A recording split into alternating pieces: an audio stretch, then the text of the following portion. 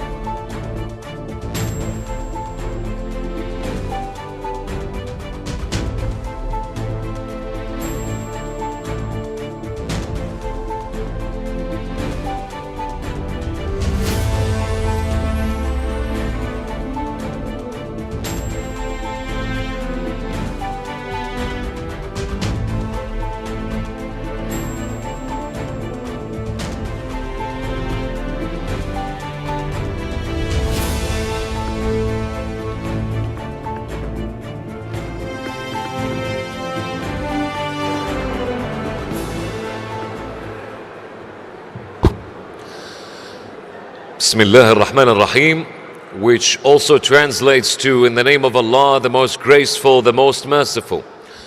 To our distinguished guests of ladies and gentlemen and delegates from these many countries, a very good morning to you. And we hope we can have your undivided attention.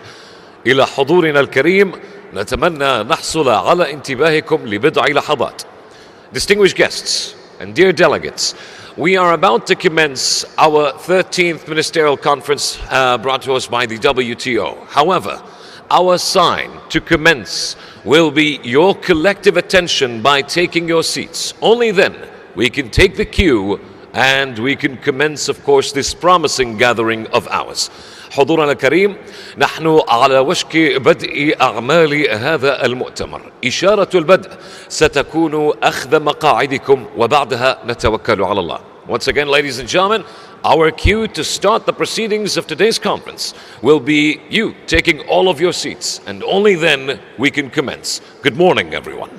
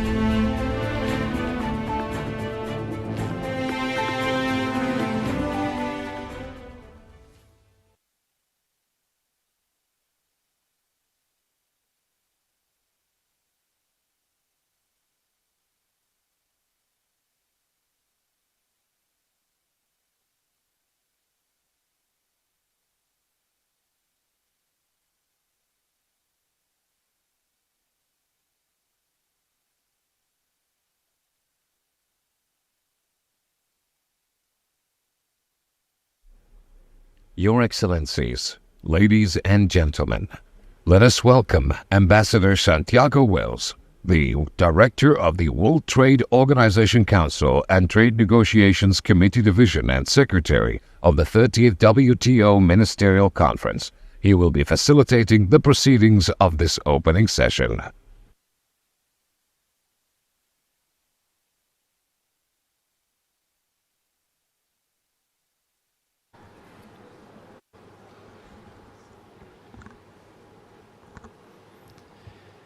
His Excellency, President Azali Assoumani of the Union of the Comoros. His Excellency, President José Manuel Ramos Horta of the Democratic Republic of Timor-Leste. His Excellency, Dr. Thani bin Ahmed Al Sayudi, Minister of State for Foreign Trade of the United Arab Emirates and the Chairperson of the 13th session of the WTO Ministerial Conference. The MC13 Vice Chairs, His Excellency Honorable Todd McClay, Minister for Agriculture, Forestry, Hunting and Fishing and Trade of New Zealand. His Excellency Mr. Jorge Rivera Staff, Minister of Trade and Industry of Panama. And His Excellency Mr. Luke McLaurin-Barga Atangana, Minister of Trade of Cameroon. Her Excellency Dr. Atalia Lesiba Molokome, Permanent Representative of the Republic of Botswana to the United Nations and other international organizations in Geneva, and General Council Chairperson. Honorable Ministers, Excellencies, distinguished guests, ladies and gentlemen. Welcome to the opening session of the 13th WTO Ministerial Conference in Abu Dhabi. Marhaba. Our 13th session takes place as we mark the 30th anniversary since the establishment of the WTO. Let us give a round of applause for our MC13 host, the United Arab Emirates, for their hospitality and warm welcome to the MC13 participants.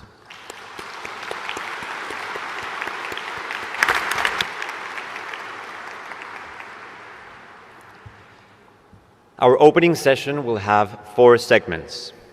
Let me walk you through each of them. During the first segment, we will hear the welcome remarks of the MC13 chairperson, This will be followed by the opening remarks and formal transmittal of work by the General Council Chairperson. Thereafter, the MC13 Chairperson will propose that the Ministerial Conference adopts the MC13 agenda. We will then proceed to the second segment, which is the ceremonial part of the opening session. We will then move to the third segment, the accession ceremonies. This will include the MC13 Chairperson proposing that the Ministerial Conference adopts the report of the Working Party and the draft decision on the accessions of Comoros and Timor-Leste, and approves the draft protocols of accession of Comoros and Timor-Leste. The Presidents of Comoros and Timor-Leste will address the Ministerial Conference. Congratulatory remarks will be provided by the MC13 Chairperson and the Director General. This will immediately be followed by the signing ceremonies of the protocols of accession of Comoros and Timor-Leste. We then transition to the final segment of the opening session, which is the ceremony for the deposit of instruments of acceptance of the Fishery Subsidies Agreement. During this segment, the Director General and the MC13 Chairperson will provide congratulatory remarks. Thereafter, each minister or head of delegation who would deposit instruments of acceptance today will be called to the stage one by one. After all of the individual deposits, the ministers or heads of delegation who have just deposited, and all other ministers or heads of delegations of members who have previously deposited their instrument will be invited to come up to the stage for a fish family photo. At the end of the ceremony, the MC13 Chairperson will officially close the opening session of the 13th WTO Ministerial Conference. As you can see, we have a full morning ahead of us. Given this, we seek ministers' indulgence not to seek to take the floor during any of the segments. We also request everyone to remain seated, turn your phones to silent mode, and avoid taking pictures during the session, and use the headphones in case you will need interpretation. With these words, let us now turn to the first segment of the opening session. Excellencies, distinguished guests, ladies and gentlemen, it is my honor and privilege to invite His Excellency Dr. Thani bin Ahmed Al Seyudi to provide his welcoming remarks as the Chairperson of the 13th WTO Ministerial Conference.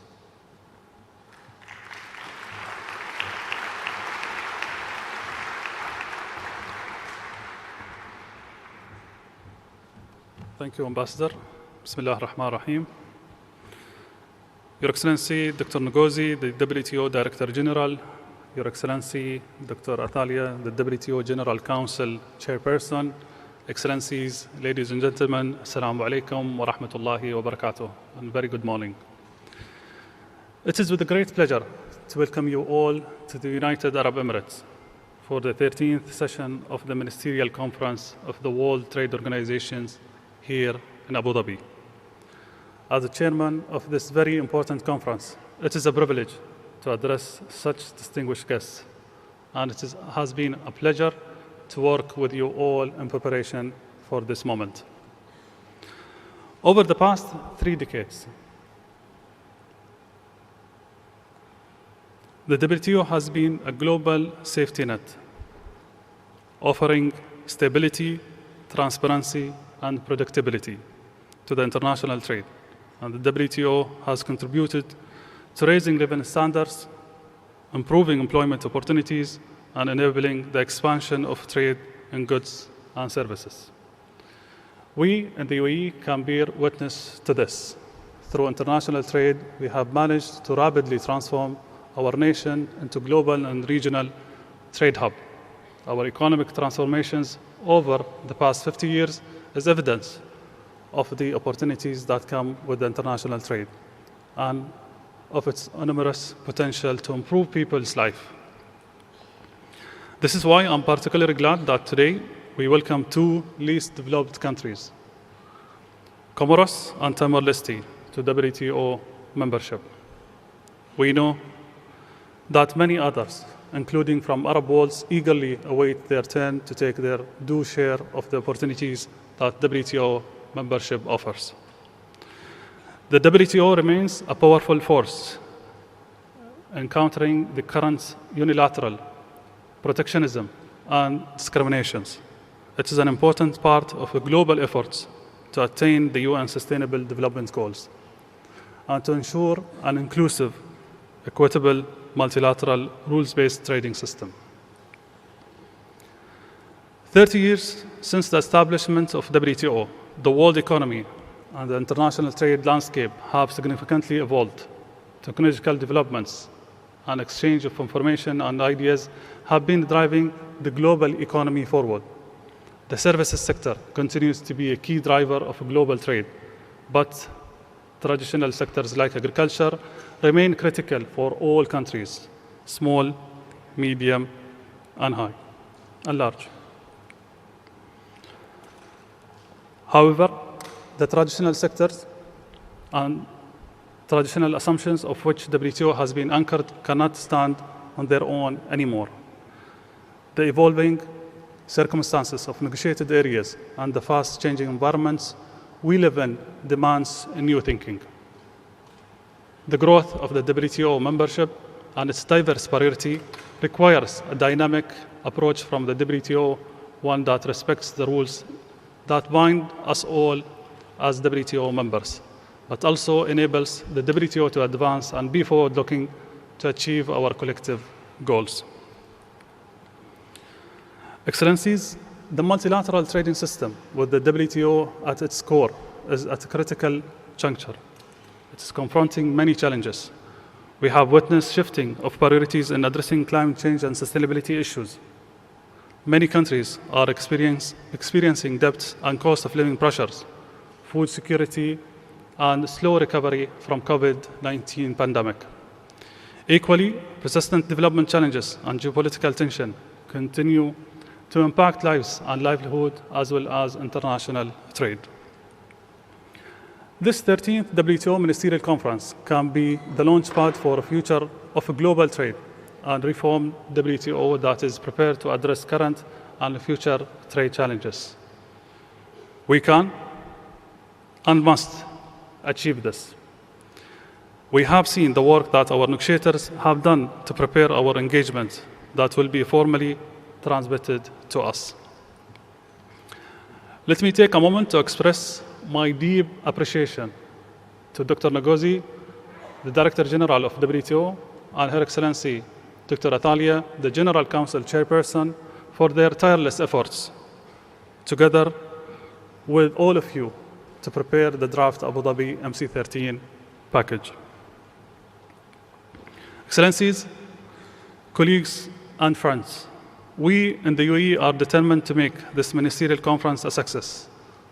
And as chairperson, I'm fully committed to creating an environment of comfort for all delegates to conduct negotiations freely, frankly, and constructively in the upcoming days. I now ask all of you to show the world that WTO is alive and well and is fully capable to deliver results that matter to people everywhere. We also need to show through the outcomes of this conference that trade and the multilateral system can and will contribute to development. We have the unique opportunity to collectively shape the future of trade. It rests in each of our hands. Let us seize this moment to shape it wisely and ensure a prosperous future for all countries. Welcome to UAE and looking forward to work with you. Thank you.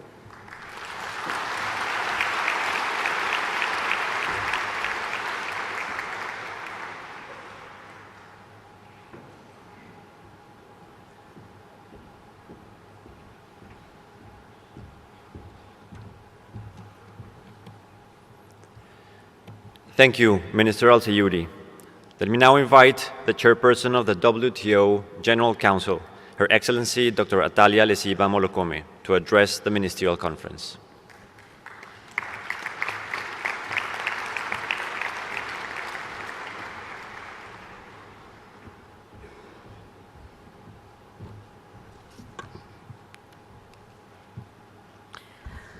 Thank you, Ambassador Wells.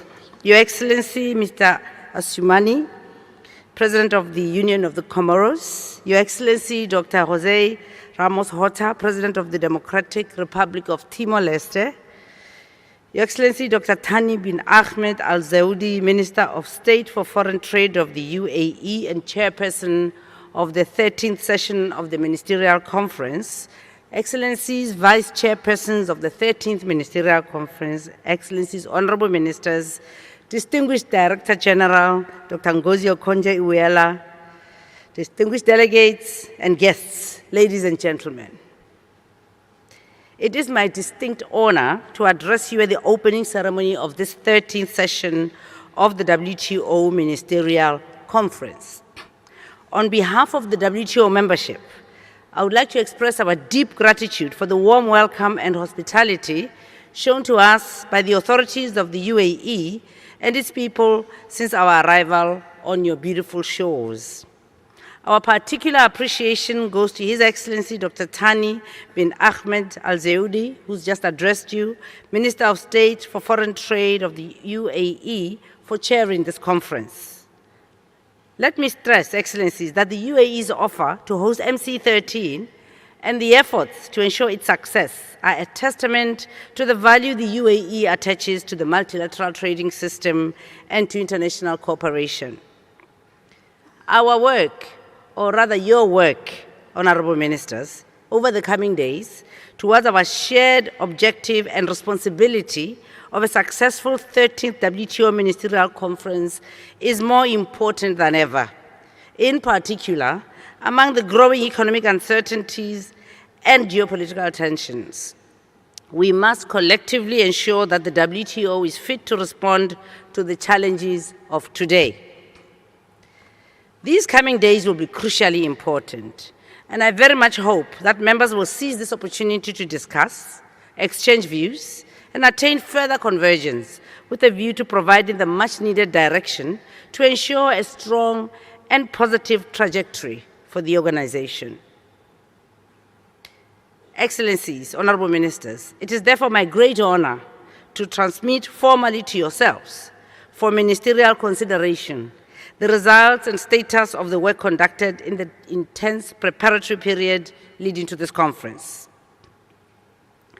I'm pleased to report that my colleagues, your ambassadors and representatives, have worked hard since MC12 and have further intensified their work over the last weeks and days in Geneva.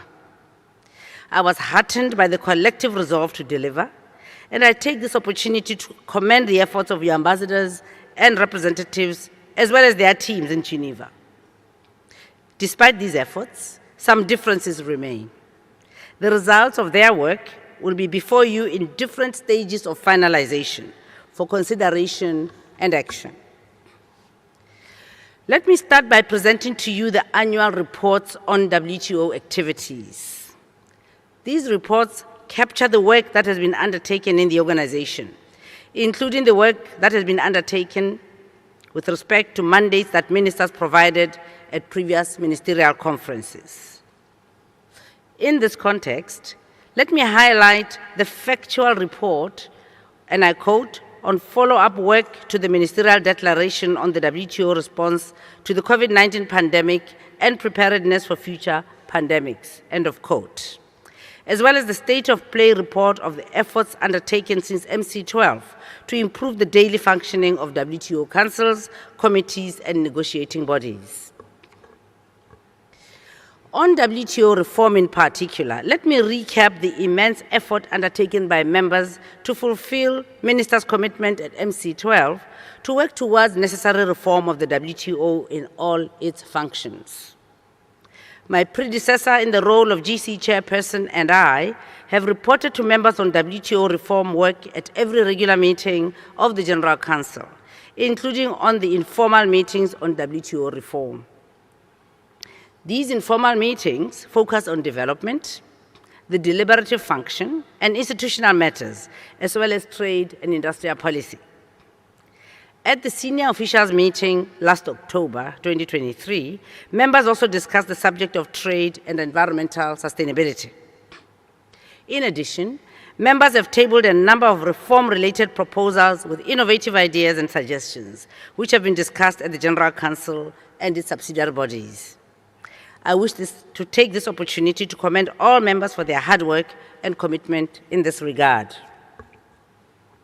Let me also, at this point, and with the overall WTO reform efforts in mind, positively note that in July 2023, members successfully concluded the 7th appraisal of the Trade Policy Review Mechanism, otherwise known as the TPRM. Specifically, members agreed on a set of forward-looking measures to strengthen the TPRM as a transparency tool while making trade policy reviews more efficient and less burdensome.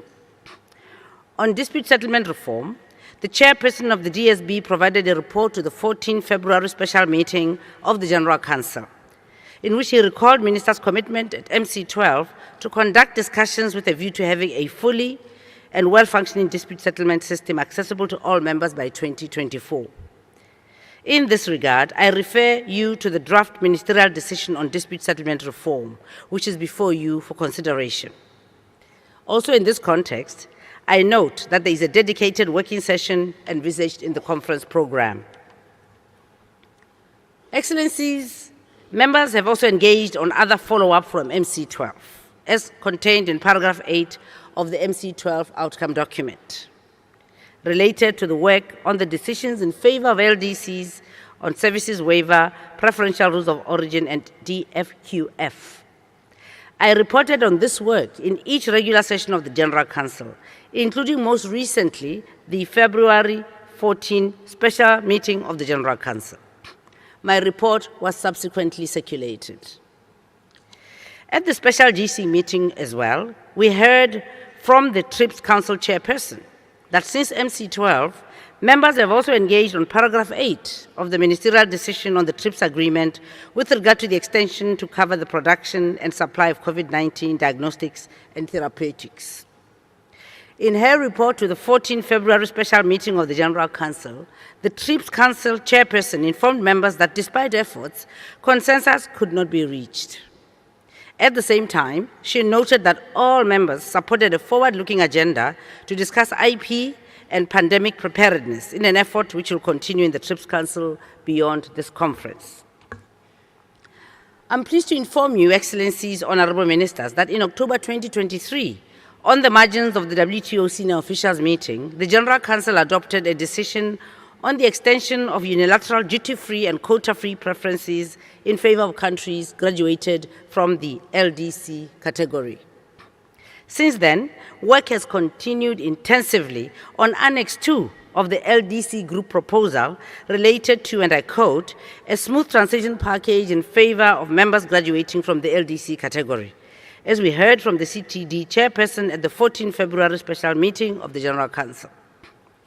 After that meeting, further consultations were undertaken with delegations, and I'm pleased to report that there appears to be broad convergence on the draft decision on WTO smooth transition support measures in favor of countries graduated from the LDC category.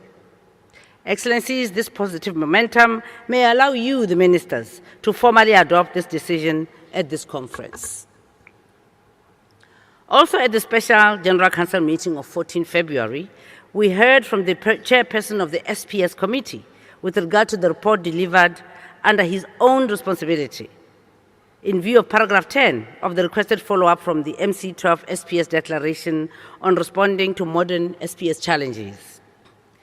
Let me also recall that earlier in December, the General Council agreed to transmit to this ministerial conference the draft decision on the work program on small economies, which is before ministers for adoption.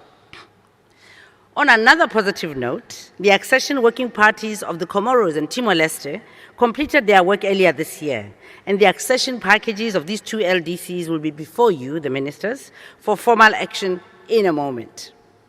This is another encouraging step towards achieving the organization's aim of universal membership, and in doing so, facilitating the integration of LDCs into the multilateral trading system.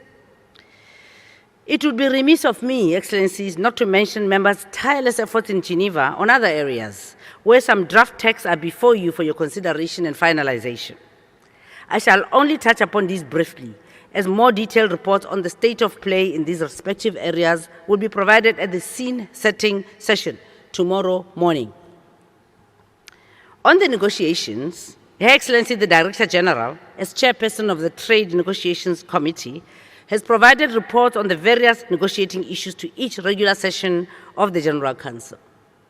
Her most recent report to the February 14 special GC meeting was accompanied by relevant updates by the chairpersons of the negotiating bodies. In addition, chairpersons of relevant negotiating bodies also circulated written reports. The report and various draft texts demonstrate the immense efforts that members continue to commit to delivering outcomes on these crucially important negotiating issues. These matters are before you, Honorable Ministers, and will be taken up in the dedicated working sessions over the course of the conference. On MC13 related outcomes under the General Council and its subsidiary bodies, let me highlight the following points. On the draft Abu Dhabi Ministerial Declaration, this process was launched by myself in my capacity as Chairperson of the General Council last year in November, with the circulation of a zero draft outline or skeleton. The document that is before you at this conference is the result of a highly interactive, long and arduous process that has required delegations to listen to each other, understand different perspectives, and find room to compromise. The work has culminated in the circulation of 24-paragraph draft declaration. An explanatory note, you will have seen, was also issued as an addendum, which also comprises draft language in tabular format that at the time we left Geneva did not enjoy sufficient support to be reflected in the draft declaration. Honorable Ministers, as you know, 2 working sessions of this conference will be dedicated to this draft declaration and will provide the relevant space to resolve the remaining issues. I therefore call upon members to demonstrate the much-needed pragmatism and flexibility to finalize this declaration. Needless to say, arriving at a consensual declaration will demonstrate members' shared commitment to the objectives of this organization. I might add that it would also send a strong message to the world of the WTO's continued relevance in these uncertain times. I will make a detailed report on the process and status of the draft declaration at the scene-setting session tomorrow morning, and we will focus on the pending issues in the 2 dedicated working sessions over the coming days. In this regard, let me also emphasize that I look forward to supporting the MC13 chairperson and His Excellency Minister Mmusi Kgafela of Botswana in finalizing this effort. Let me also say a few words on the work program on e-commerce. Members held a series of thematic dedicated discussions on several identified topics under the leadership of facilitator Ambassador Usha Dwaka Kanabadi of Mauritius.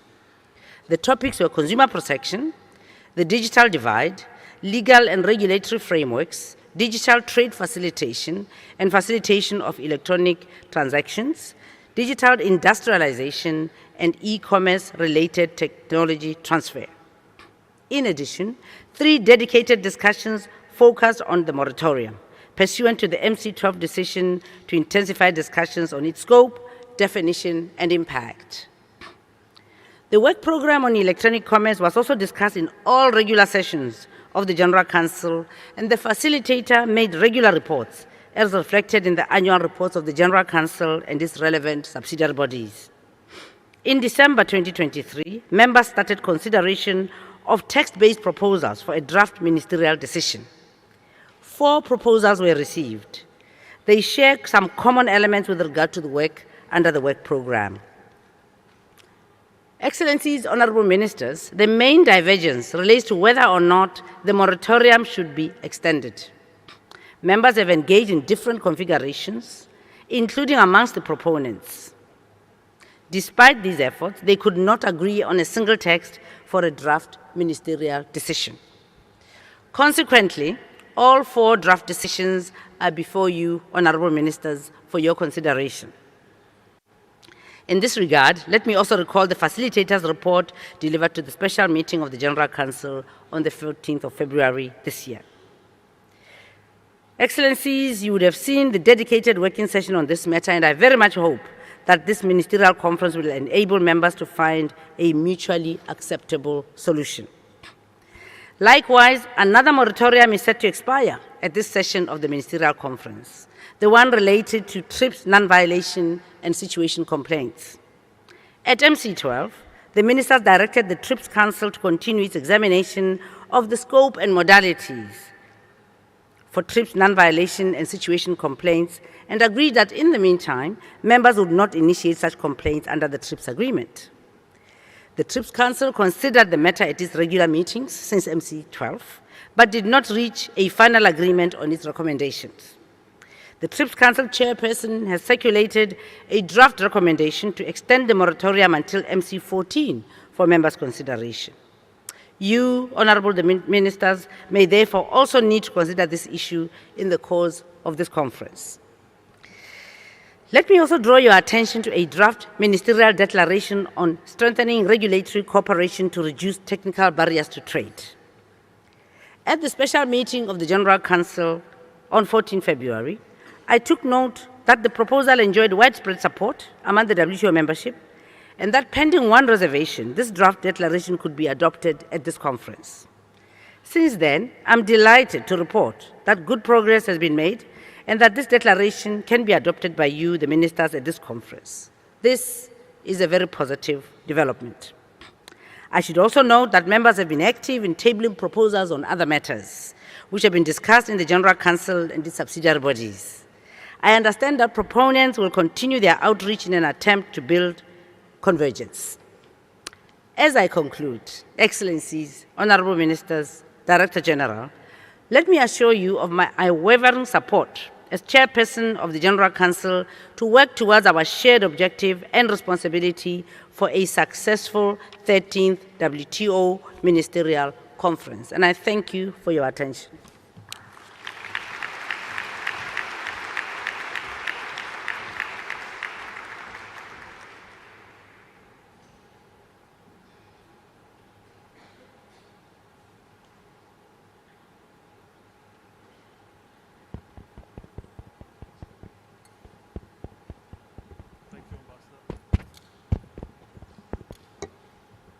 Thank you, Ambassador.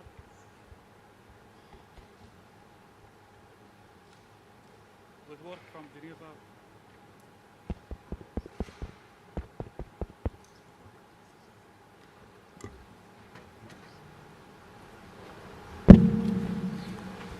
Thank you, Ambassador. With work from Geneva now formally transmitted to the Ministerial Conference, let me draw your attention to the provisional agenda for the Ministerial Conference and documents WT/MIN/24/W/1. In doing so, I would like to note that the draft text have been discussed in Geneva during the MC13 preparatory phase. Abu Dhabi Ministerial Declaration, as well as all members' proposals, remain on the table for the Ministers' considerations and may be taken up under Item 2 of the agenda concerning action by Ministers. We will also shortly take up under Item 2 of the agenda the Accession of Comoros and Timor-Leste. With this understanding, I propose that the agenda is adopted.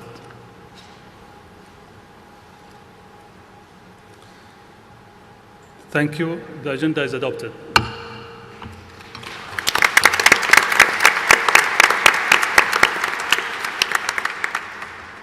I now refer to the modalities of the 13th session of the WTO Ministerial Conference and document WT/MIN24/INF/9 Rev 1. This provides the official program of our conference and explanations of each session. Let me take this opportunity to thank the 3 vice chairs of the Ministerial Conference who will assist me during the next few days. His Excellency Honorable Mr. Todd, Minister of Trade and Export of New Zealand, who is also the facilitator for the work program on electronic commerce. His Excellency Mr. Luke, Minister of Trade of Cameroon. His Excellency Mr. Jorge, Minister of Industry and Commerce from Panama, who is also facilitator for the ministerial discussion on trade and inclusion. It is with a great honor to share this task with you all. I also thank all of the minister facilitators who have agreed to assist us in moving forward in various areas on the table during the conference. Her Excellency Ms. Rabika, Cabinet Secretary, Ministry of Investment, Trade and Industry of Kenya, who is a facilitator for agriculture. His Excellency Mr. Espen, Minister of Foreign Affairs of Norway, who is the Minister Facilitator for Dispute Settlement Reform. His Excellency the Honorable Mr. Kerry, MB, Minister of Foreign Affairs of Barbados, who is the Minister Facilitator for Development. His Excellency Mr. Martin, Permanent Secretary of State of Iceland, who is the Minister Facilitator for Fisheries Subsidies. I likewise thank ministers who have agreed to assist with the convergence building sessions as needed. His Excellency Mr. Musomi, Minister of Trade and Industry of Botswana, who I have requested to assist me with the draft of Abu Dhabi Ministerial Declaration. Her Excellency Ms. Mary, Minister of Small Businesses, Export Promotion and International Trade of Canada. His Excellency Mr. Manuel, Minister of Trade of Costa Rica. His Excellency Mr. Manish, Minister of Foreign Affairs, Regional Integration and International Trade of Mauritius. His Excellency Mr. Qais, Minister of Commerce, Industry and Investments Promotion of Oman. And His Excellency Mr. Lito, Minister of Trade Negotiations of Samoa, and His Excellency Mr. Kim, Minister of Trade and Industry of Singapore, and His Excellency Ambassador Dacio, Permanent Representatives to the WTO of Honduras.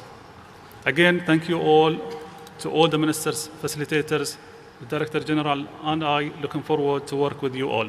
Thank you.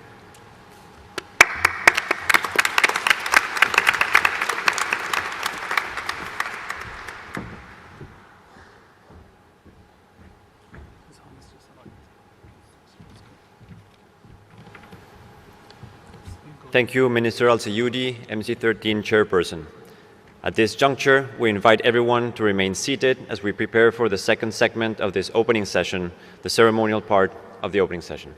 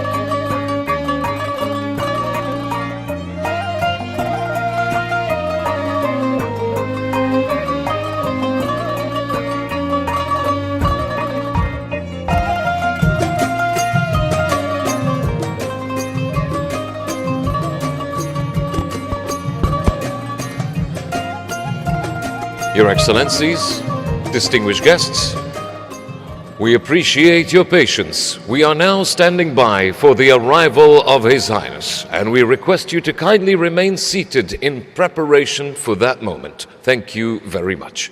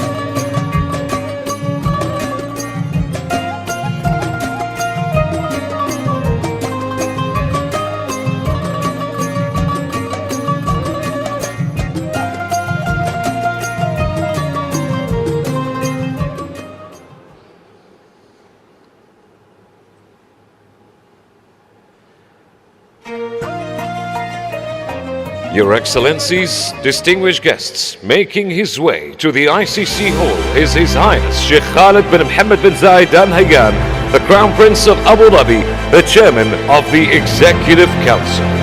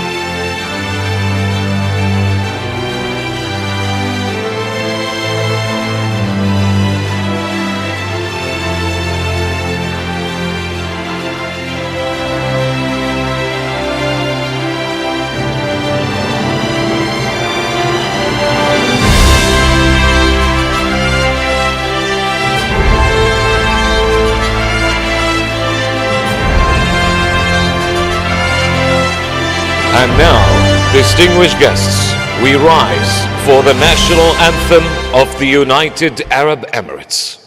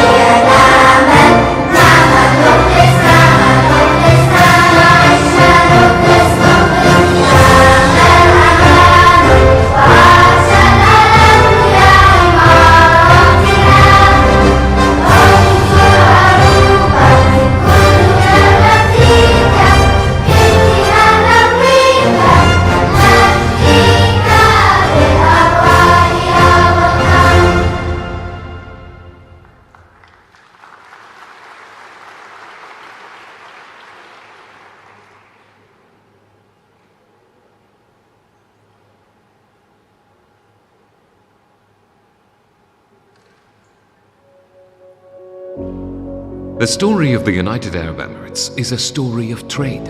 For centuries, a ceaseless flow of goods, people, and ideas has connected the Arabian Peninsula with the world. In the early 16th century, the spice routes bridged east and west through the trade of nutmeg, pepper, and other valuable commodities.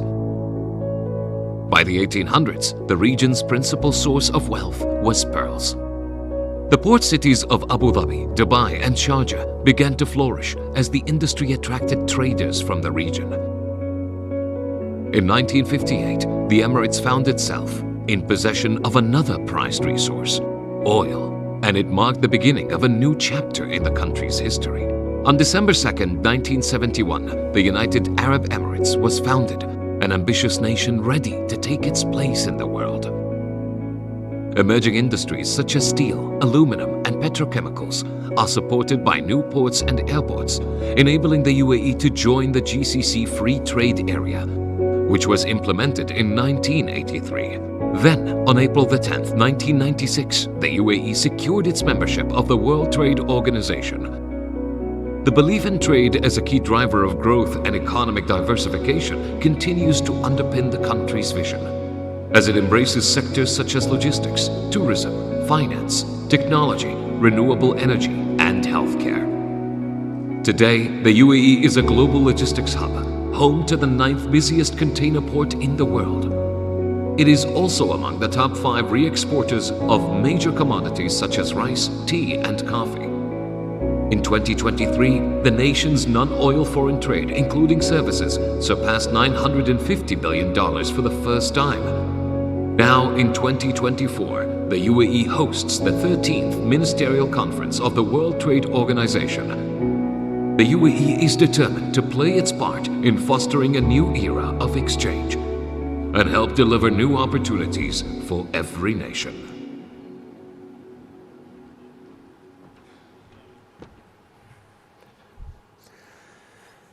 Bismillah ar-Rahman ar-Rahim, which also translates to, in the name of Allah, the most graceful, the most merciful. Your Highness, Sheikh Khalid bin Mohammed bin Zayed Al Nahyan, the Crown Prince of Abu Dhabi, Chairman of the Executive Council. Your Excellencies, distinguished guests, may the peace of Allah be upon you all, and welcome to the 13th WTO Ministerial Conference Abu Dhabi for this year 2024 that has a very beautiful slogan, which is delivering for people through trade. Now, thank you very much for that.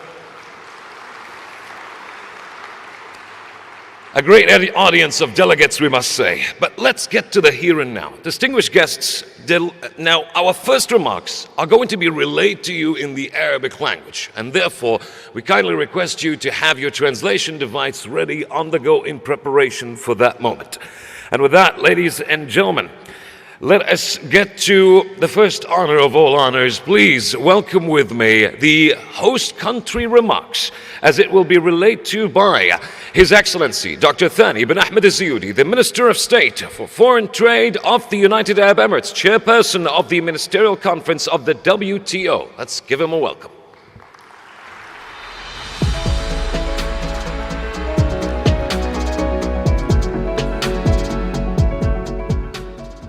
سمو الشيخ خالد بن محمد بن زايد آل نهيان ولي عهد أبو ظبي، رئيس المجلس التنفيذي لإمارة أبو ظبي، فخامة غزالي عثمان رئيس جمهورية القمر المتحدة الشقيقة، فخامة خوزيه راموس هورتا رئيس جمهورية تيمور الشرقية الصديقة، أصحاب المعالي والسعادة، معالي الدكتورة نغوزي المديرة العامة لمنظمة التجارة العالمية، الحضور الكريم، السلام عليكم ورحمة الله وبركاته.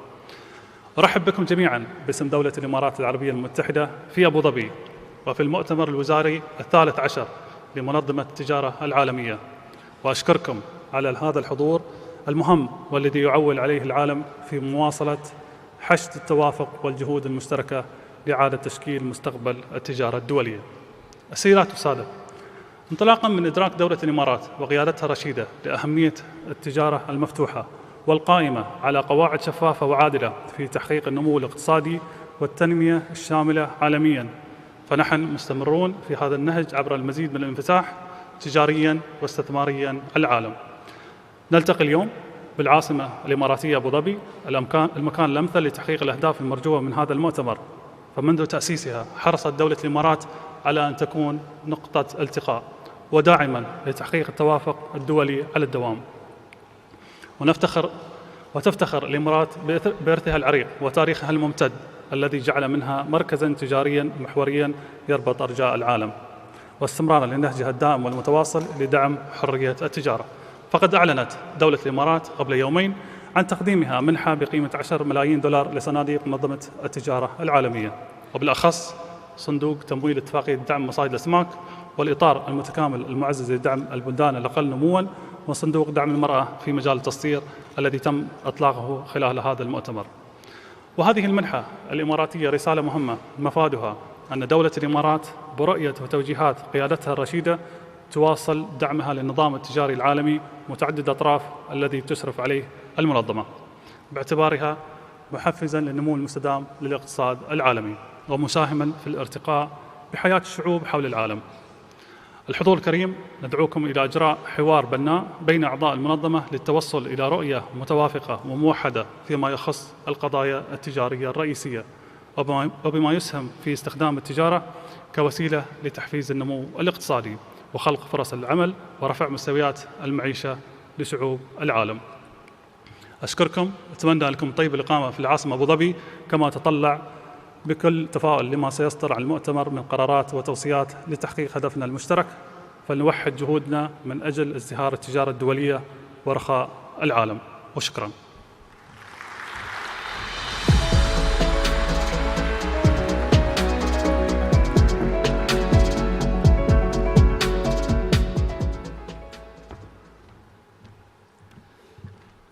Our thanks to His Excellency Dr. Thani bin Ahmed Az-Ziyudi for these remarks. And now, distinguished guests, please join me in welcoming Her Excellency Dr. Nguzi Okojo-Iweala, the Director General of the World Trade Organization.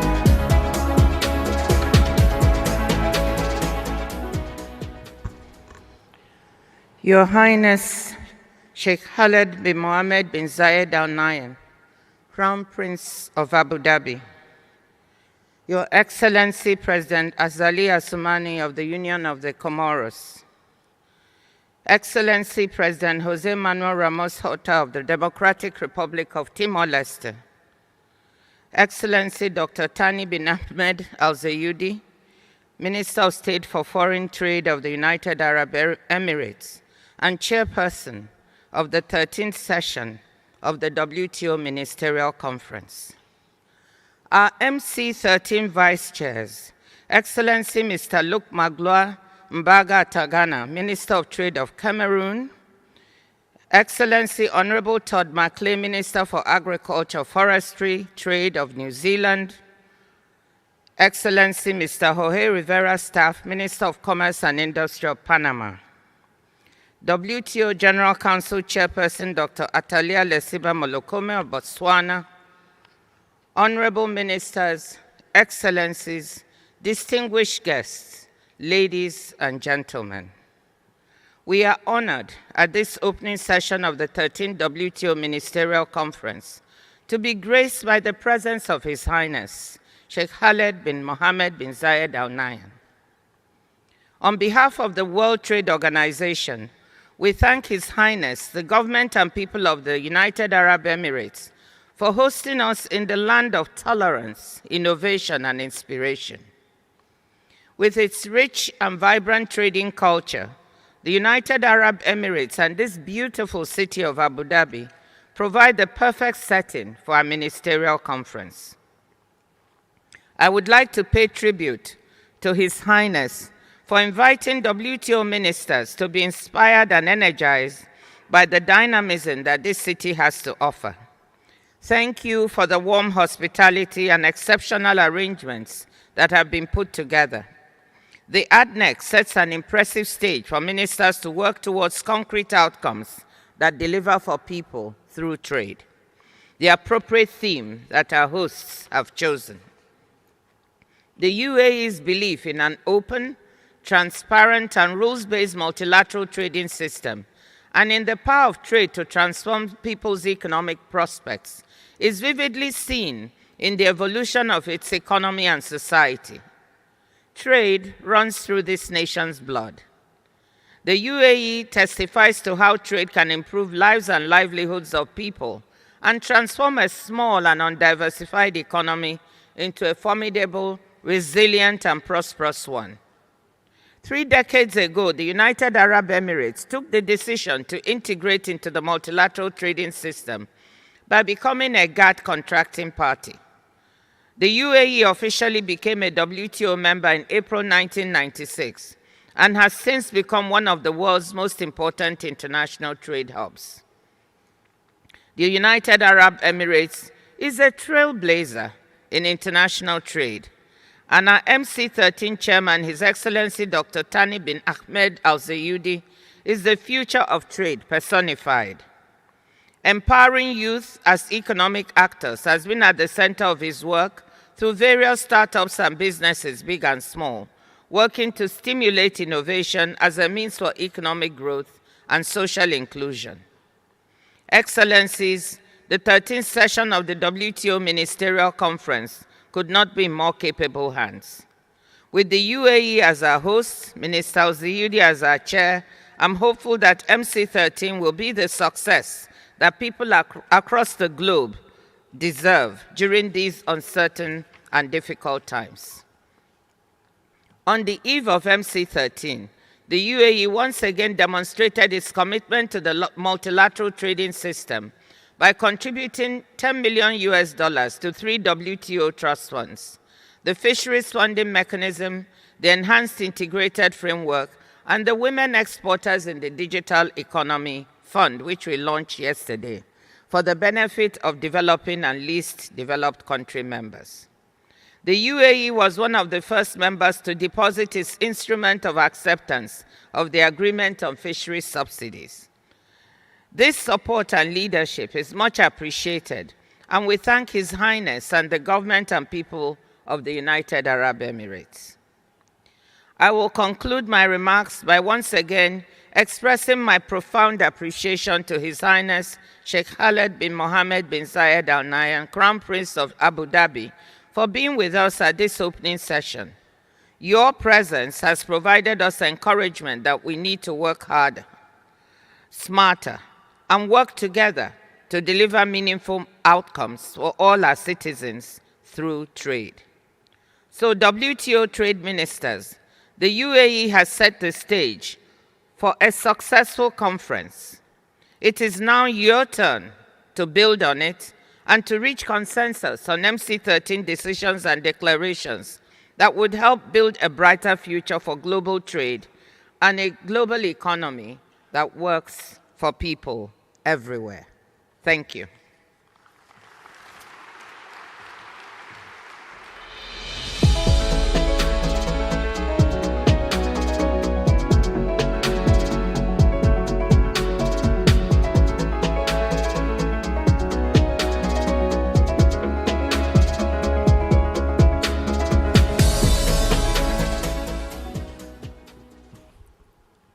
Our thanks to Her Excellency for these remarks. And with that, we would like to also dedicate our thanks to His Highness Sheikh Khaled bin Mohammed bin Zayed Al Nahyan, the Crown Prince of Abu Dhabi, the Chairman of the Executive Council, for honoring us with his presence today at these opening proceedings at the WTO conference. Thank you very much, Your Highness.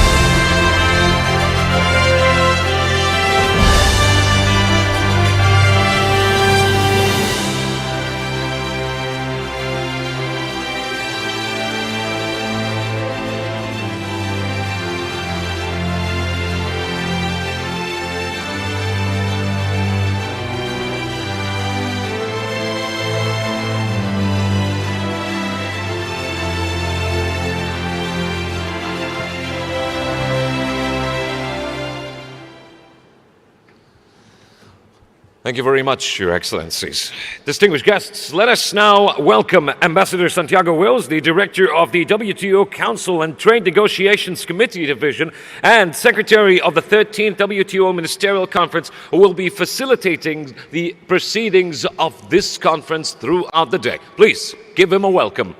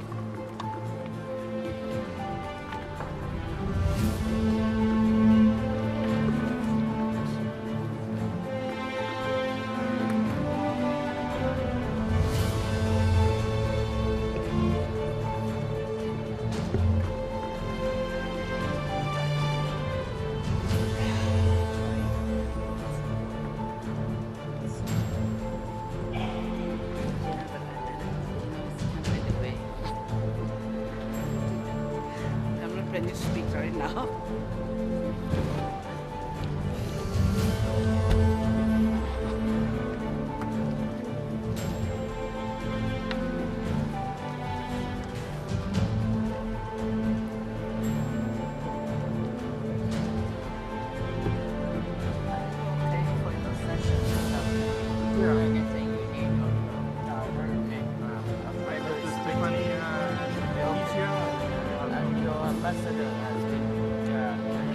Around for a long time, so he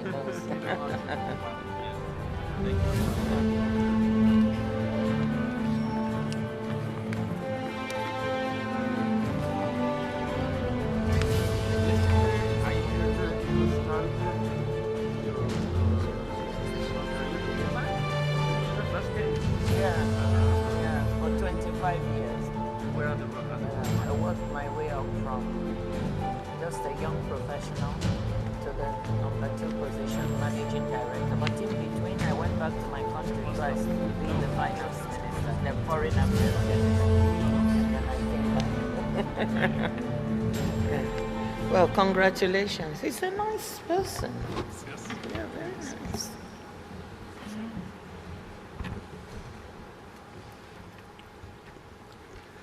Excellencies, distinguished guests, ladies and gentlemen, it is my honor and privilege to welcome back to the podium the WTO Director General, Dr. Ngozi Okonjo-Iweala, and invite her to address the Ministerial Conference.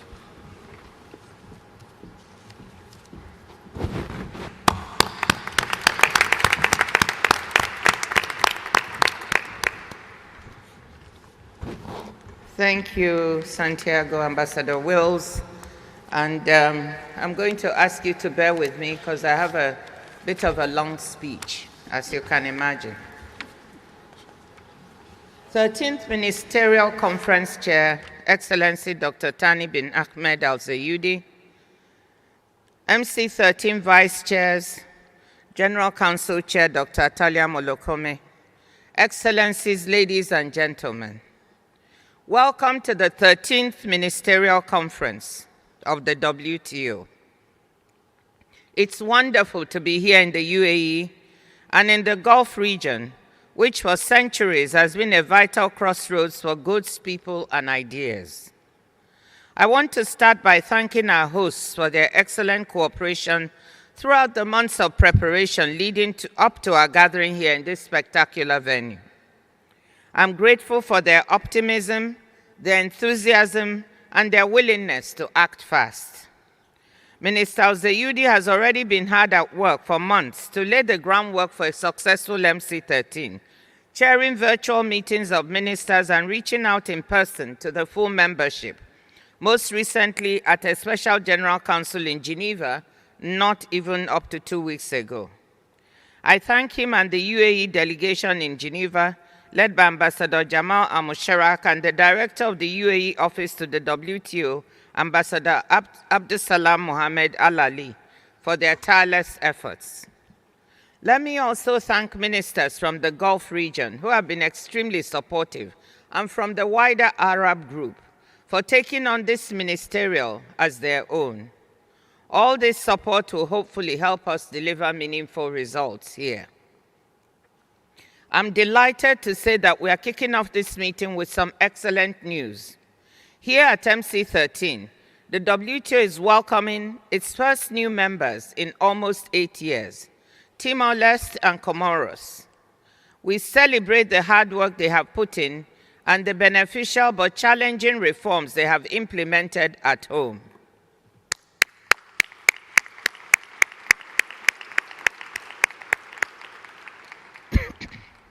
Both countries are least developed countries, and we are excited to see them reap the gains of membership as they become new members of the WTO. 22 more countries are seeking to follow in their footsteps. Many of them are present here as observers, including a sizable contingent from the Arab world. The opportunities they see in WTO membership and their commitment to the demanding accession process stand as an answer to anyone who questions the value that the WTO provides. Comoros and Timor-Leste will bring the WTO to 166 members, and we look forward to adding to that number in the years ahead. Some additional good news is that the number of acceptances of the Fishery Subsidies Agreement will reach 70 this week. Several ministers have brought their legal instruments with them to Abu Dhabi, and we will be celebrating them later today. MC13 has helped drive forward ratifications.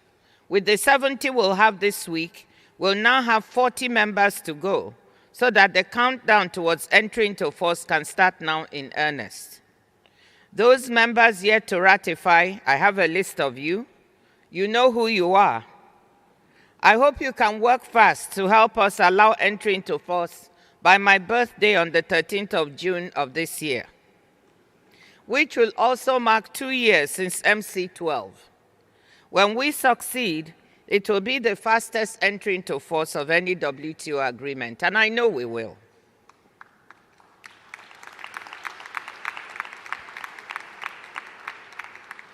Excellencies, when we met in Geneva for MC12 almost 2 years ago now, my message to you was blunt. In keeping with my promise to bring a new pair of eyes and ears to the WTO, I told you what I was seeing and hearing from political and business leaders around the world, that the WTO needed to produce results, but expectations were very low that members could agree to anything. But you defied those expectations and beat the odds. You showed leadership. You invested political capital and you bridged gaps. You worked together to make MC12 a resounding success. Members delivered what was dubbed the miracle on Lake Geneva. 10 consensus multilateral outcomes with tangible benefits for people and the planet, and launched a comprehensive process of institutional reform. Members sent a powerful signal that the WTO can respond to contemporary challenges, and that in a world marked by strategic competition, we could also have strategic cooperation in pursuit of shared goals. Success is changing the tone about the WTO, both outside and within it.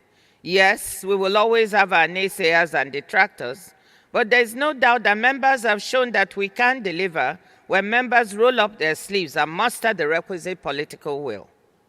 During the last several weeks, the atmosphere in our preparatory discussions in Geneva has been more constructive and conducive than it was in the run-up to MC12.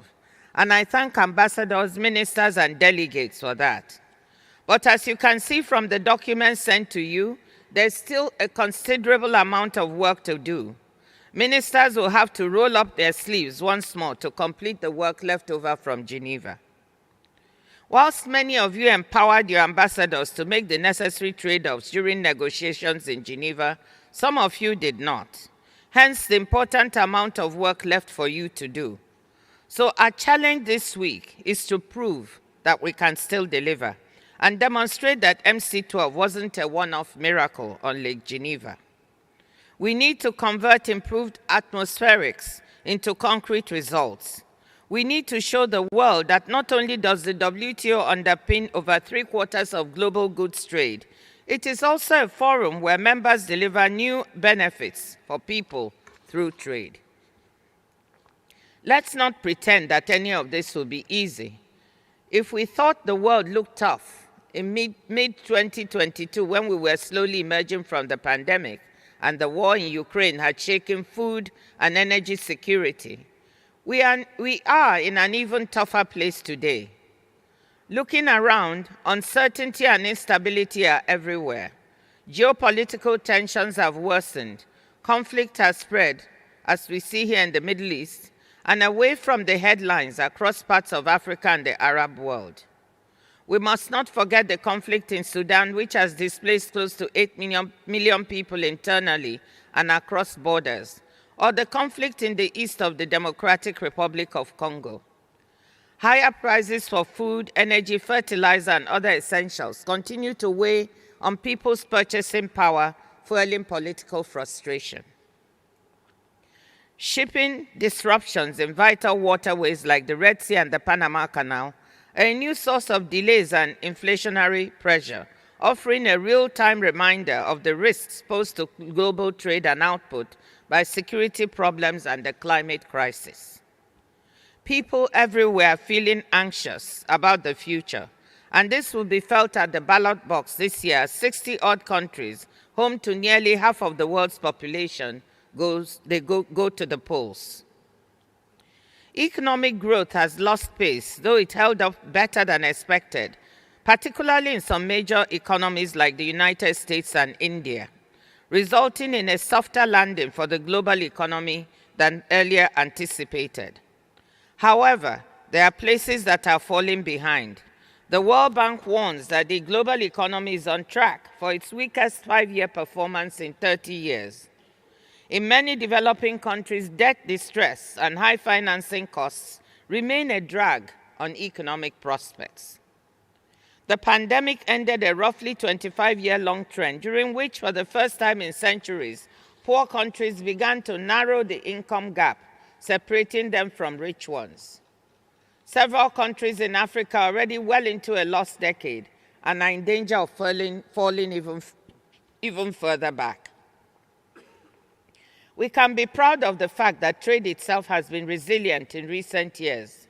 Despite everything we have been through, global goods and services trade remain at or near record highs. International markets, anchored in the rules-based global trading system, have stayed broadly open, helping businesses, households, and economies adapt and adjust to one shock after the other.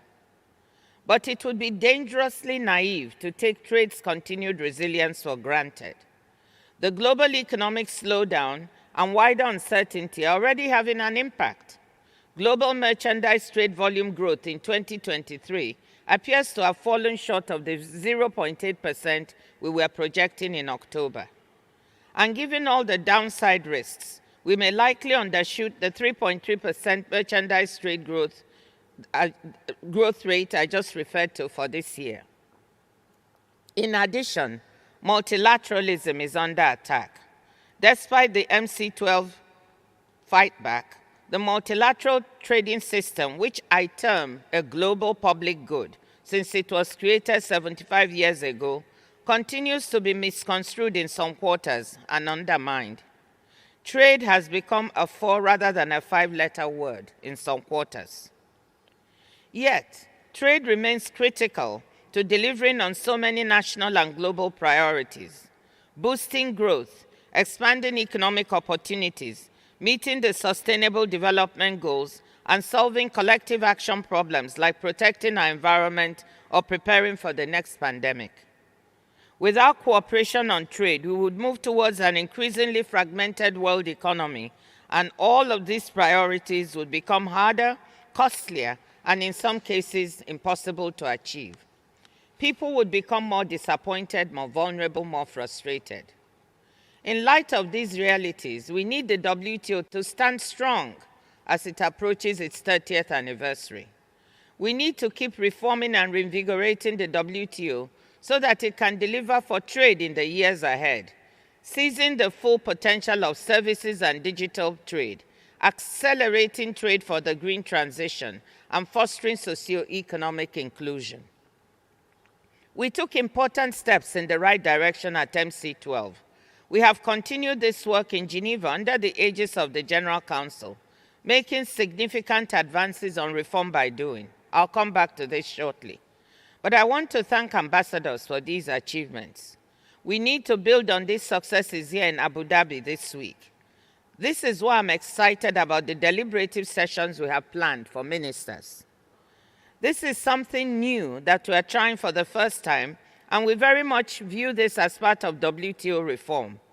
We have 2 deliberative sessions, one on trade and sustainable development in all its dimensions, social, environmental, and economic. With respect to the economic dimensions, issues of industrial policy and policy space will be important. The second session is on trade and inclusion. These sessions are intended to provide space for ministers to engage on issues at the center of contemporary economic debate and the intersections with the future of trade policy. Issues on which we need ideas and ways forward, even if they are not on the formal agenda. We have put questions to ministers to facilitate constructive discussions. These sessions are an experiment, one that I hope will go well so we can replicate that in future. Now let me look at some other issues before us on the table. At MC12, members delivered the first ever WTO agreement with environmental sustainability at its core. The Fishery Subsidies Agreement fulfilled the mandate in Sustainable Development Goal Target 14.6 and contributed to several others, including Target 14.4, making fishing sustainable, and 14.2, restoring marine ecosystems. This week, ministers can finish the job by closing the loop on some outstanding issues relating to harmful subsidies that contribute to overcapacity and overfishing. We are well on our way to seeing the entry into force of Fish 1. Completion of Fish 2 and its rapid entry into force would really put WTO members at the forefront of action on sustainability of our oceans and would safeguard the livelihoods of the 260 million people who depend on these oceans. Let me take a moment here to thank the International Institute for Sustainable Development, the Pew Charitable Trust, the Stop Funding Overfishing Coalition, the Friends of Ocean Action, and other civil society groups for their analytical work to help us understand what is at stake and for the advocacy that has kept our feet to the fire. Ending the estimated $22 billion per year in harmful fisheries subsidies would free up resources that subsidizers can repurpose, whether to help people domestically or to help the wider world, such as through green financing for poor countries or to support for climate-related loss and damage. Turning now to agriculture. According to the FAO, nearly 10% of the global population is undernourished, 735 million people in 2022, over 120 million more than before the pandemic. Trade has helped bring global food prices down from record peaks. though poor households continue to face difficulties accessing food amid high domestic inflation. Our decisions at MC12 are making a difference. The World Food Programme has told us that the exemption from export restrictions which members approved has made it easier to procure and distribute food for those who need it. But as you know, at MC12, we were not able to deliver an outcome on updating the agriculture rulebook. Given the centrality of the issue, this week, I implore you to deliver an agriculture outcome at MC13, even if it's setting the platform to do better and more solid work going forward. Development is at the core of everything we do at the WTO, but developing countries have tabled some specific asks. The LDCs have been working for some years now on how to smoothen the transition of members graduating from this category, including the transition period over which they can still access special and differential treatment available to LDCs. I have good news for you on that an agreement on some of the LDC's asks, which ministers can hopefully bless in a ministerial decision, has been reached, while work continues on other aspects. There are also requests by the G90 group to look at special and differential treatment in some agreement-specific proposals, such as in technical barriers to trade and sanitary and phytosanitary measures agreements, which will no doubt require some discussion by ministers on the way forward to strengthen work on these issues in the Committee on Trade and Development in Special Session, CTDSS, in conjunction with the SPS and TBT committees. We know digital trade is the wave of the future. For years, the e-commerce moratorium has been extended, providing a measure of predictability to the global digital economy, now creating millions of jobs, especially for young people and women around the world. At the same time, some members have questioned the value of the moratorium and pointed to its impact on government revenue and the advantage it provides to big tech to consolidate power. A great deal of evidence-based work is now available that we hope will be helpful to ministers to enable them make the right decision. Now, for the topic you have probably been waiting for with bated breath, reform. Let me first highlight the important progress that has already been made on what delegates call reform by doing. Members have already moved ahead with over 100 small-scale measures, like digital tools for transparency and improved databases, that add up to more efficient and effective work in WTO councils, committees, and negotiating bodies, and easier participation for members, particularly for small delegations. Senior officials recognized the importance of these reforms when they met in Geneva last October. On the high priority issue of dispute settlement reform, ambassadors have heeded ministers' charge to work on delivering a full and well-functioning system accessible to all members by 2024. Ministers will be considering an important ministerial decision in this regard.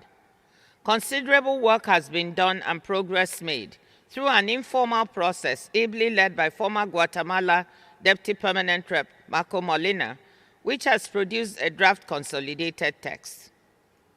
Several members have also submitted critiques of this and their own papers as part of the work. But we are not there yet. I would like to thank the United States, indeed all members, and in particular Marco Molina for the progress made. That said, there are some members who would like to formalize the process under the dispute settlement body post-MC13, while other members, especially small economies and LDCs, have stated that they would like to find ways to participate more fully in the work going forward. I hope ministers will recognize the progress made through the various contributions and will instruct their teams in Geneva to accelerate discussions, build on progress, and work on unresolved issues, including appeal review and accessibility to achieve convergence and meet the MC12 mandate. Reforming dispute settlement is essential to our mandate as a multilateral organization that sets and enforces the global rules for trade. At the same time, I want to emphasize, Excellencies, that members are still using the dispute settlement system to resolve disputes, sometimes in very creative ways. The panel level is quite active, with 10 panels working on trade disputes and 9 ongoing bilateral consultations between members. 8 disputes have been recently settled bilaterally at the WTO, with 7 more in the process of resolution. Alternative mechanisms to resolve disputes were always available at the WTO, but now members are making more use of them, including through Article 25 arbitrations and the multi-party interim appeal arbitration arrangement. These important tools help ensure that WTO rules are being followed. In a fast-changing world, the WTO, as part of its reform, needs to operate with multiple instruments. Multilateral instruments continue to be the gold standard, but the WTO also has a proud tradition of some plurilateral arrangements. These include the Information Technology Agreement, which has removed tariffs on roughly $3 trillion worth of annual trade in products on which the digital economy depends, the Government Procurement Agreement, and now the Services Domestic Regulation Agreement. I'm grateful to India and South Africa and the EU for negotiating an approach that allowed the Services Domestic Regulation Agreement to go forward, paving the way for easier access to participating WTO members and economies by services providers from all WTO members. Ministers have an opportunity here to move forward on the plurilateral agreement on investment facilitation for development that has been negotiated by 126 members, the vast majority of them, 90 in fact, developing and least developed countries, hoping to use the agreement to attract much needed domestic and foreign investment. Before I conclude, Excellencies, let me say a word on what the Secretariat itself has been doing to underpin the issues members are grappling with. To preserve our multilateral trading system, the Secretariat has been doing cutting-edge work to estimate the cost of global economic fragmentation, and these costs are significant, signaling the need to work hard to maintain the system we have. Furthermore, in a world where the future of trade is services, digital, green, the Secretariat has done groundbreaking work on issues ranging from measuring trade in digitally delivered services to options for minimizing trade frictions associated with carbon pricing and fostering convergence in carbon standards for steel. We supported the UAE to organize a trade day at COP28, where we presented 10 trade policy options that members could leverage to amplify the impact of climate action. And because the future of trade also has to be more inclusive, we are working on the supply side to broaden access to international market opportunities for people and places left behind by globalization. Through our work, we are advocating for the decentralization and diversification of global supply chains to developing countries and regions left behind by the first wave of globalization. This is a concept we term re-globalization. It will help the world build resilience in supply chains whilst fostering inclusion. Other examples of work designed to foster inclusion is our partnership with the World Bank to bridge the digital divide in 8 pilot countries in Africa, with the International Finance Corporation to understand and plug trade finance gaps, and with the International Trade Center to create a $50 million fund to support women exporters in the digital economy. We want to thank our host, the UAE, and the Gulf countries for an excellent launch of this fund yesterday, with a initial contribution of $5 million by the UAE and more in the pipeline soon. The Secretariat is also working on a vision and strategy for the first time ever to guide its work till 2030. The Secretariat must be properly equipped to help members tackle 21st century issues. And in this regard, I want to thank members for approving a small budget increase for the Secretariat after 12 years of a flat nominal budget. Thank you. It was a morale booster for staff. Excellencies, let me conclude by coming back to the agenda of deliverables I described earlier. Can we get all of this or some of it done? The answer is yes. But we still need something I mentioned before, leadership. Leadership means you sometimes have to compromise on certain wants of yours so that others can secure their wants. We will need your leadership from every member, large and small, developing and developed, in order to succeed here in Abu Dhabi. I'm not for a moment suggesting that any member set aside national interests. I'm asking that members wield these interests with the flexibility that would enable us to deliver important outcomes, so we leave Abu Dhabi proud that we have a stronger WTO able to face the future and deliver for all members, all people, and the planet. Speaking at the end of the Bretton Woods Conference in 1944, U.S. Treasury Secretary Henry Morgenthau said, and I quote, "We have come to recognize that the wisest and most effective way to protect our national interests is through international cooperation.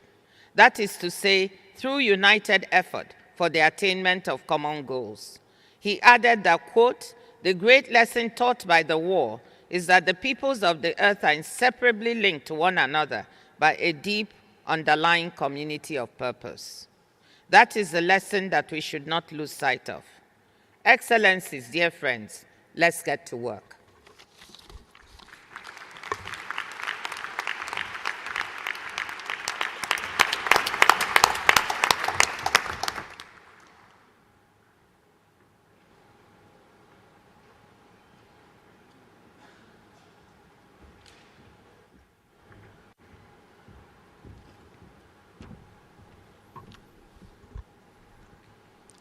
Excellencies, distinguished guests, ladies and gentlemen, we will now proceed to the third segment of the opening session, which is the accession ceremonies of the Union of the Comoros and the Democratic Republic of Timor-Leste.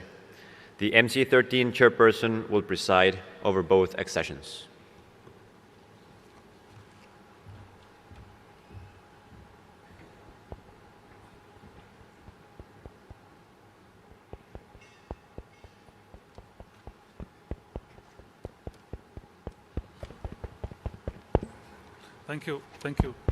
Thank you, Ambassador. Excellencies, we'll now take up the accession of Comoros and Timor-Leste under agenda item 2, which is action by ministers. On behalf of all WTO members and observer delegations, it's a great privilege to welcome His Excellency President Azali Asmani of Comoros and His Excellency President Jose Manuel Ramos Horta of Timor-Leste to the 13th session of the WTO Ministerial Conference. The presence of both presidents at this meeting demonstrate not only their personal commitment, but also that of their respective countries to their domestic reform processes, furthering our common goal as embedding in the multilateral trading system under the WTO. It's an honor for me to welcome to this session the other members of the delegation of Comoros and Timor-Leste that are present, including His Excellency Mr. Ahmed Bazi, Minister of Economy and Investment and Chief Negotiator for the Accession of Comoros, as well as Ministers of Agriculture and Post, Telecommunication and Digital Economy, and His Excellency Mr. Francesco Colbadi Lai, Vice Prime Minister, Coordinating Minister of Economic Affairs, Minister of Tourism and Environment, and Chief Negotiator for the Accession of Timor-Leste, as well as the Speaker of the National Parliament, the Government of Central Bank, the Ministers of Interior, Transport, Communication and Agriculture, Livestock, Fisheries and Forestries.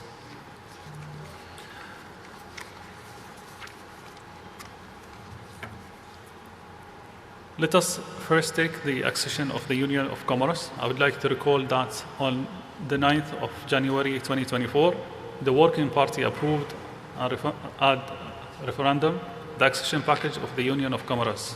The report of the Working Party is now before the Ministerial Conference in documents WT/ACC/COM/51, WT/MIN 24/3, added agenda 1 and 2, and for consideration and adoption. In the absence of the chairman of the working group on the accession of the Union of Comoros, Ambassador Omar of Morocco, who unfortunately had to stay back in Geneva, I would like to invite the Deputy Director General of WTO, Mr. Zhang, to introduce the reports of the Working Party.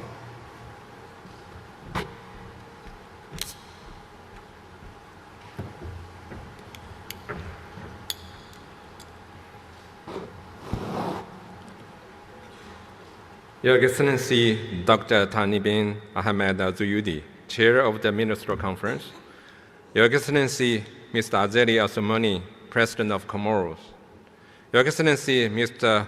José Ramos Horta, President of Timor-Leste, Honorable Ministers, ladies and gentlemen, I will deliver a statement on behalf of the Chairperson of the Working Party on the accession of the Union of Comoros. Ambassador Omar Zimba of Morocco, who had to stay in Geneva to chair the opening of the 55th session of the Human Rights Council. Completing a WTO accession process is a landmark moment. I wish to pay tribute to President Azali Assoumani for his leadership and commitment. I would also like to recognize the work of Comoros team of devoted negotiators, both in Mohini and in Geneva. The close involvement of Comoros lawmakers has also been critical to the process. I would also like to express my gratitude to WTO members who have shown flexibility and goodwill and have assisted Comoros in building technical capacity throughout the process. For Comoros, WTO membership holds the promise of faster economic growth, higher living standards, better jobs, and ultimately, long-term stability and peace. WTO accession will also help consolidate the economic, structural, and institutional reform that are already underway. For the WTO, Comoros accession means a warm welcome to another least developed country into the multilateral trading system. This is a significant moment, which brings the organization even closer to becoming truly global and diverse. I hope that other candidate countries from the Arab and African regions, which remain relatively underrepresented in the multilateral trading system, can look up to Comoros for inspiration. Comoros' accession process began in October 2007 with the establishment of a working party. Comoros took several years to produce the initial set of documents required to launch the process. In 2016, the working party met for the first time. Speedy progress was registered in the years that followed. The process gradually gained momentum and reached full speed by early 2023. The 10th and final meeting of the Working Party was held in January of this year. The result of the accession negotiations are contained in the report of Working Party, WT/ACC/COM/51. The schedule of concessions and commitment on goods, WT/ACC/COM/51/81, and the schedule of specific commitment on services, WT/ACC/COM/51/82. The package of documents was adopted by the Working Party on an ad referendum basis at this meeting on 9th January 2024. A draft protocol of accession and a draft decision for the consideration of the Ministerial Conference, reproduced in an appendix to the report, were also approved by the meeting. By these actions, the Working Party completed its mandate and forwarded the documentation to the 13th Ministerial Conference for action. Once again, I would like to pay tribute to the efforts, goodwill, and the spirit of compromise shown by everyone involved in the process. In particular, I would like to thank Ambassador Luis Enrique Chavez Basacaidia of Peru, my predecessor as Working Party Chairperson, whose contribution was essential to the process. I would also like to place on record my appreciation to Director General Dr. Ngozi Okonjo-Iweala and the Secretariat, which, and her guidance, assist the delegation of Comoros and the WTO members throughout the process. This concludes the statement by the Working Party Chairperson.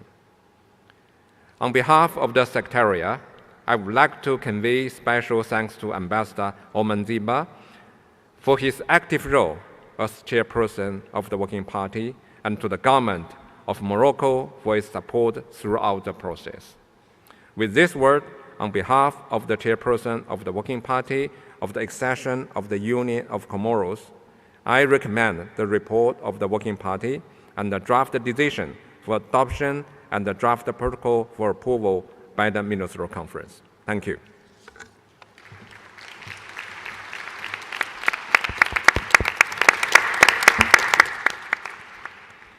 On behalf of the Ministerial Conference, I would like to thank Ambassador Omar for having served as a chairman of this working party for the last 3 years, as well as Deputy Director General Zhang for introducing the report of the working party.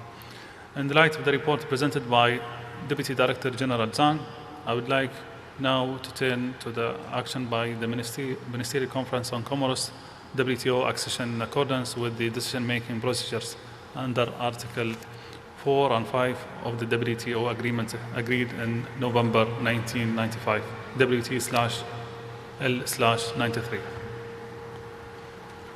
I therefore invite the Ministerial Conference to adopt the report of the Working Party as a whole in document WT/ACC/COM/51, WT/MIN 24/3, and its Agenda 1 and 2.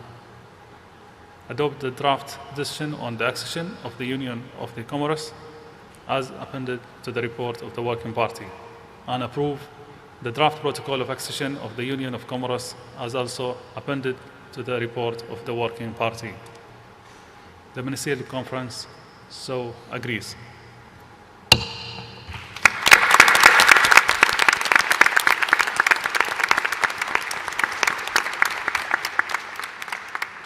It gives me great pleasure to welcome the decision we have just taken on the accession of the Union of Comoros to the World Trade Organization. I would like to take this opportunity to extend my congratulations to His Excellency President Azali and his entire team, and to the people and government of the Union of Comoros. With regard to the further steps toward Comoros' formal entry as a WTO member, I would like to inform the Ministerial Conference that the signing ceremony of the accession protocol by President Azali and WTO Director General Her Excellency Dr. Ngozi will take place in this room immediately following the consideration of the accession of the Democratic Republic of Timor-Leste. The government of the Union of Comoros will then submit the protocol for ratification by its Legislative Assembly. In keeping with WTO provisions, Comoros will become a member of the WTO 30 days following the deposit of instruments of acceptance of the protocol. It is with great pleasure that I would like now to invite His Excellency Azali Osmani, President of Union of Comoros, to proceed to the podium to address the Ministerial Conference. Your Excellency, the floor is yours.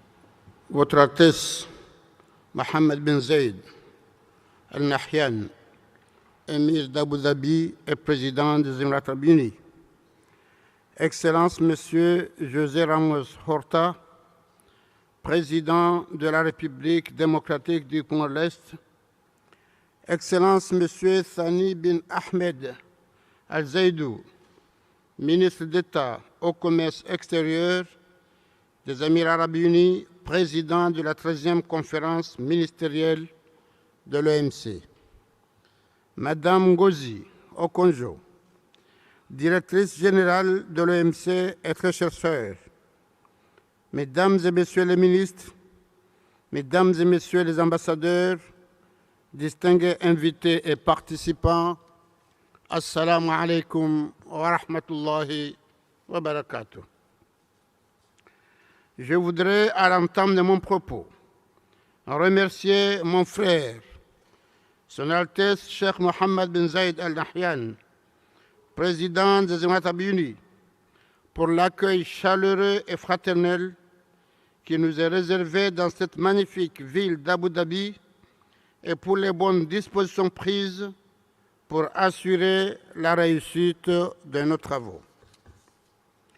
En ce moment précis qui consacre l'adhésion des Comores à l'OMC, je ressens une profonde et légitime émotion et pour cause, cela fait 17 ans que mon pays a formulé sa demande d'adhésion à cette importante organisation.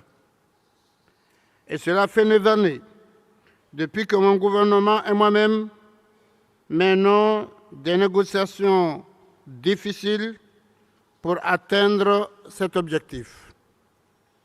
Et voilà que Dieu a voulu que ce moment coïncide avec celui où, à la tête de l'OMC, se trouve une personnalité en tout point remarquable de notre continent, ma sœur, Madame Ngozi Okonjo-Iweala, en qualité de directrice générale de l'OMC.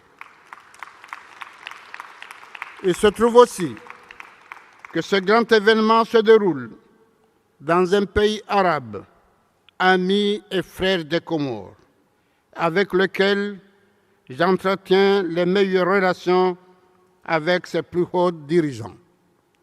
Mais aussi, au moment où l'Afrique a décidé de mettre dans cette priorité la création de la zone de libre-échange continental africain, la ZLECAf, vous pouvez alors imaginer le grand plaisir que j'ai aujourd'hui à prendre part à cette cérémonie consacrant cette admission officielle.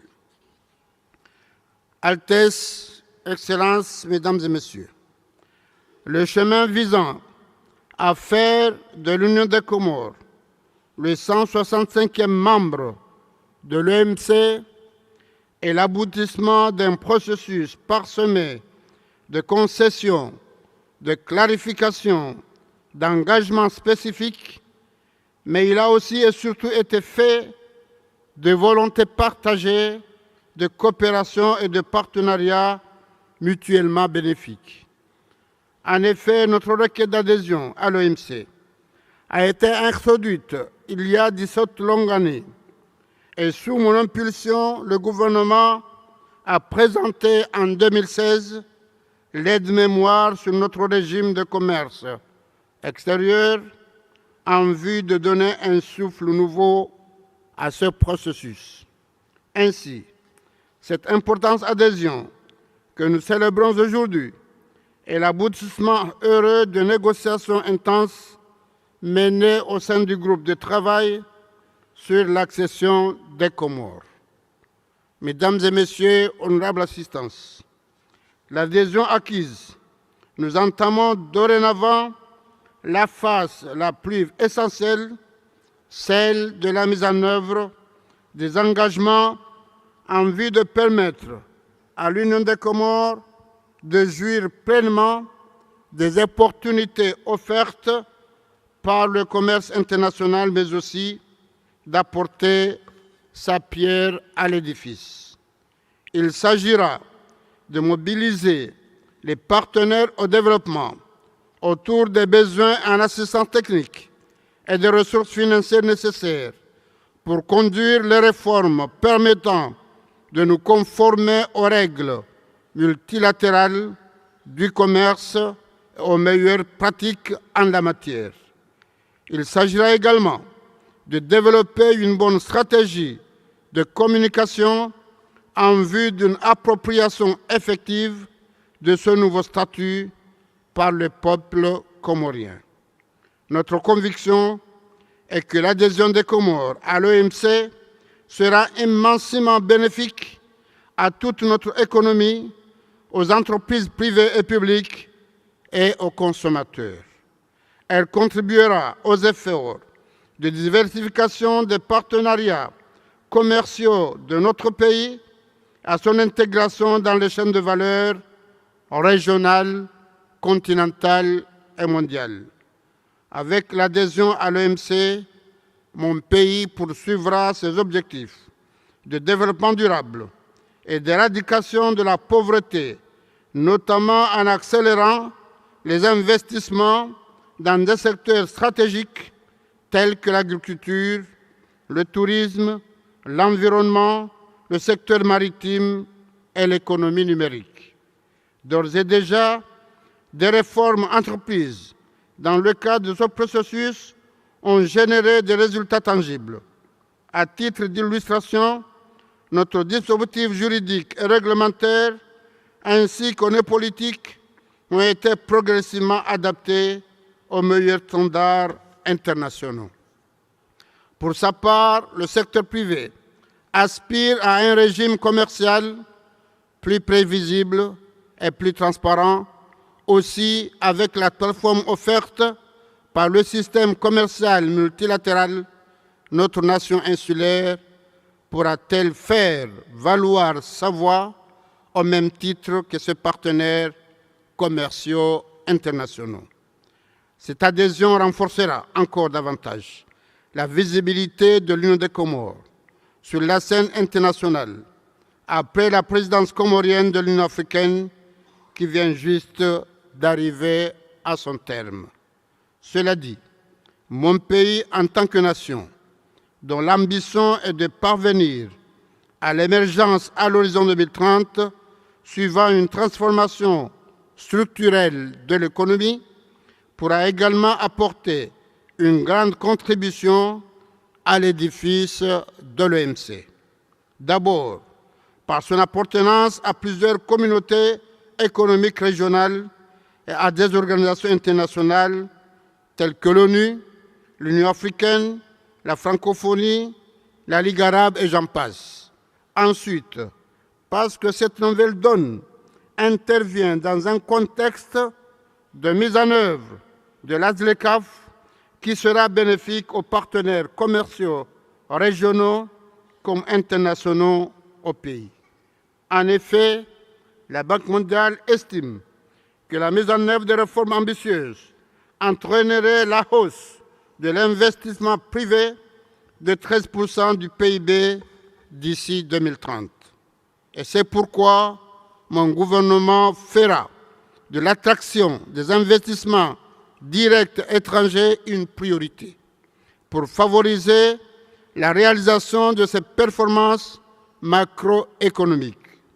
En outre, en application des règles de l'OMC, des réformes seront engagées dans le secteur des services pour attirer les idées et favoriser une concurrence saine au profit des consommateurs et des producteurs.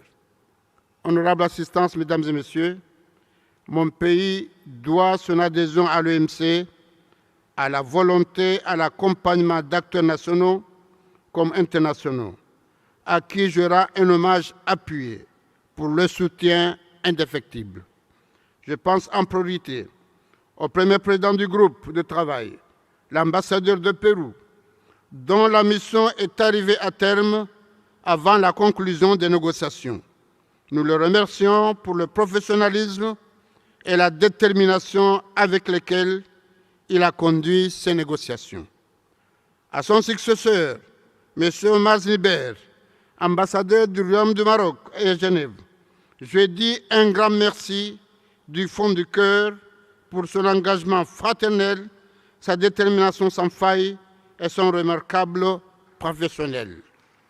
Je tiens à souligner que, fort des instructions de mon frère, Sa Majesté le roi Mohamed VI, l'ambassadeur Zniber a traité le dossier comorien comme s'il s'agissait de celui de son propre pays et notre équipe comme sa propre famille, y compris l'ambassadeur Sultan Chouzour.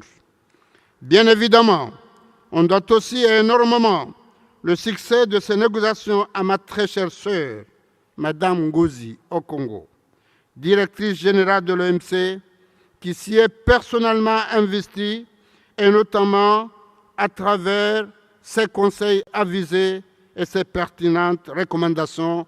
Je demande à l'applaudir. À vous, Madame la Directrice générale, et à vos équipes dévouées, notamment la division des accessions du secrétariat, j'exprime mes sincères remerciements et ma profonde reconnaissance. Sachez que le gouvernement comorien est très fier de cet acquis majeur et s'engage à poursuivre sa collaboration fructueuse avec l'OMC en vue de traduire en actes concrets le résultat de ces négociations.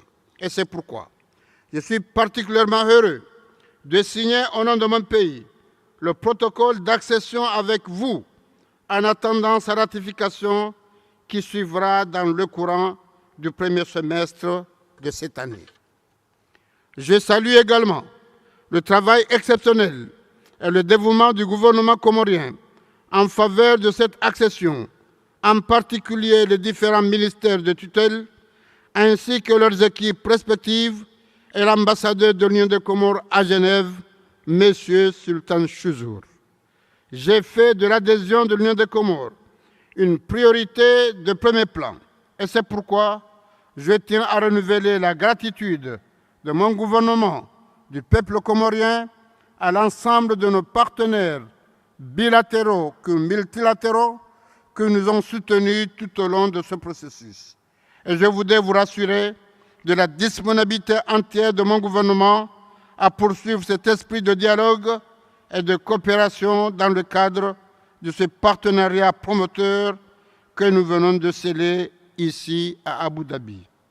Mesdames et Messieurs, honorables assistances, je ne peux clore mon propos tout d'abord sans féliciter mon frère, le président José Ramos Horta, pour l'accession de son pays à l'OMC et lui souhaiter bonne chance dans les actions futures à mener pour faire de ce grand acquis un vrai levier de croissance économique pour le Timor-Leste.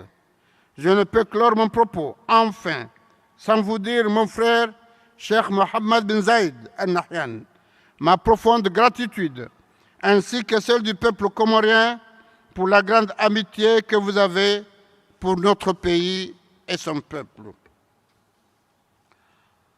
En nous faisant l'honneur, Monsieur le Président, d'abriter cette cérémonie aussi historique pour nous Comoriens dans la splendide ville d'Abu Dhabi, vous continuez de traduire en actes concrets votre bienveillance et votre générosité envers l'Union des Comores et son peuple.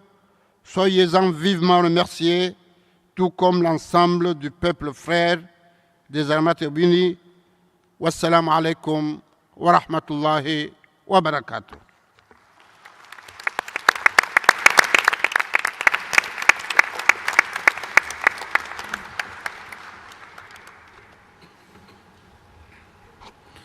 On behalf of the Ministerial Conference, I would like to express my warmest appreciation to President Azali for his address. I would now like to take up the accession of the Democratic Republic of Timor-Leste. I would like to recall that on the 11th of January 2024, the Working Party approved a referendum the accession package of Timor-Leste. The report of a working party is now before the Ministerial Conference in document WT/AC/TLS/34 WT/MIN24/4 and Addenda 1 and 2 for consideration and adoption. I would like to invite the Chairperson of the Working Party of the Accession of Timor-Leste, Ambassador Roy of Portugal, to introduce the report of the Working Party. Ambassador, you have the floor.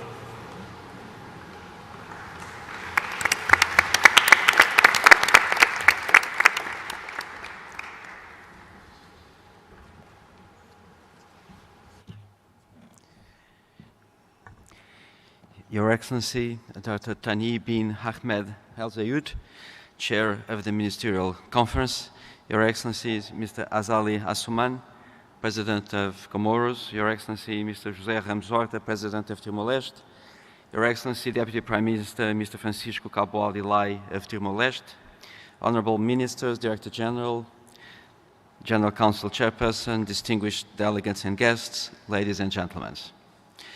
As Chair of the Working Party on the accession of the Democratic Republic of Timor-Leste, I am honored to present the accession package of Timor-Leste and to report on the conclusions and recommendations of this package.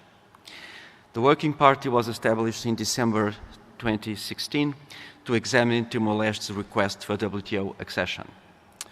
Since its first meeting held in October 2020, in the midst of the COVID pandemic, the Working Party has a total of 7 meetings, with the final meeting held just last month, concluding the accession negotiations in a record time of 3 years and 3 months.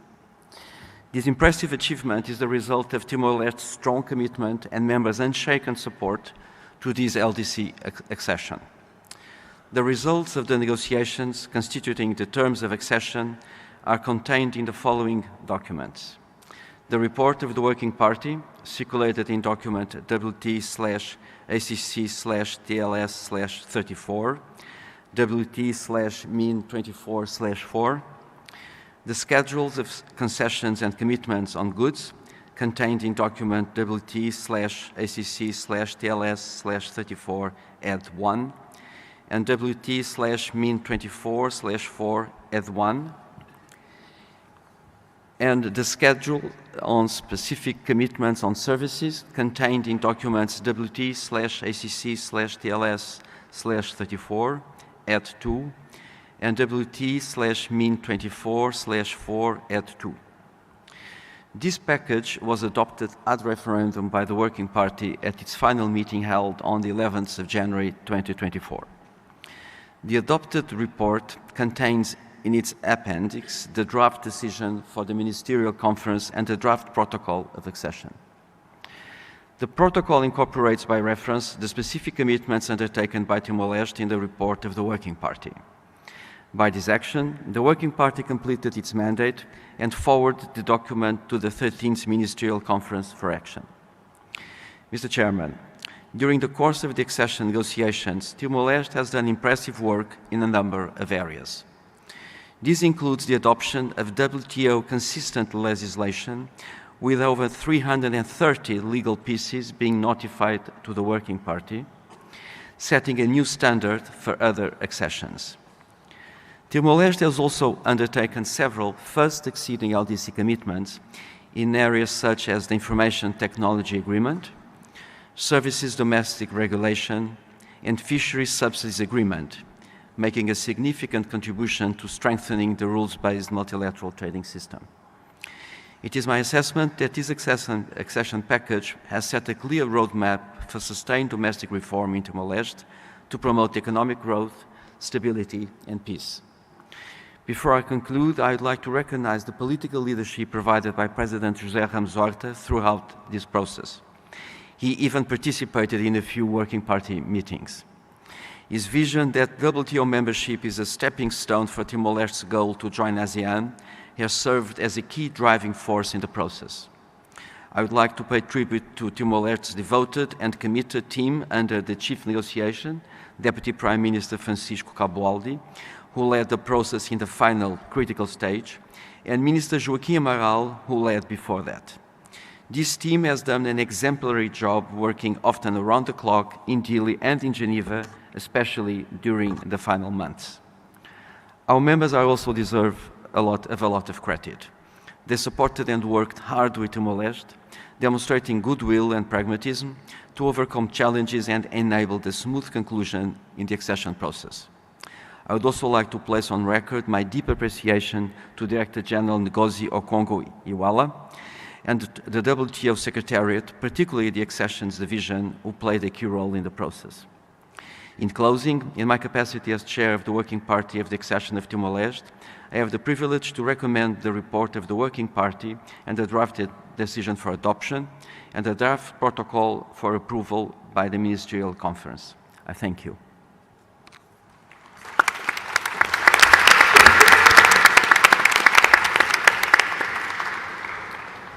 On behalf of the Ministerial Conference, I would like to thank Ambassador Roy for having served as a chairman of this working party for the last 5 years.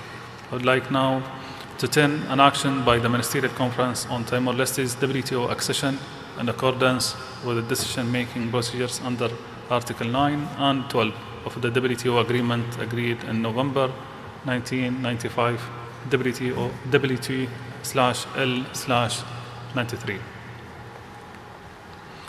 I therefore invite the Ministerial Conference to adopt the report of the Working Party as a whole in the document WT/ACC/TLS/34, WT/MIN24/4 and its addenda 1 and 2. Adopt the draft decision on the accession of the Democratic Republic of Timor-Leste as appended to the report of the Working Party, and approve the draft protocol of accession of the Democratic Republic of Timor-Leste is also appended to the report of the Working Party. The Ministerial Conference so agrees.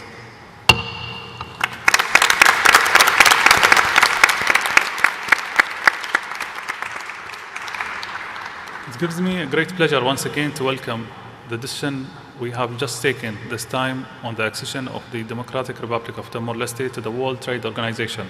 I would like to take this opportunity to extend my congratulations to His Excellency President Jose and his entire team, and to the people and government of Timor-Leste.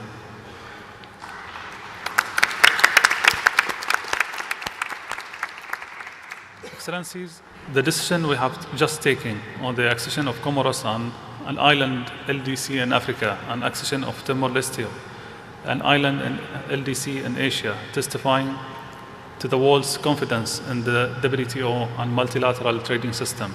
I strongly believe that through their future membership in WTO, both Comoros and Timor-Leste will have stable and predictable frameworks for economic engagement with other nations, which will boost trade, growth, and prosperity.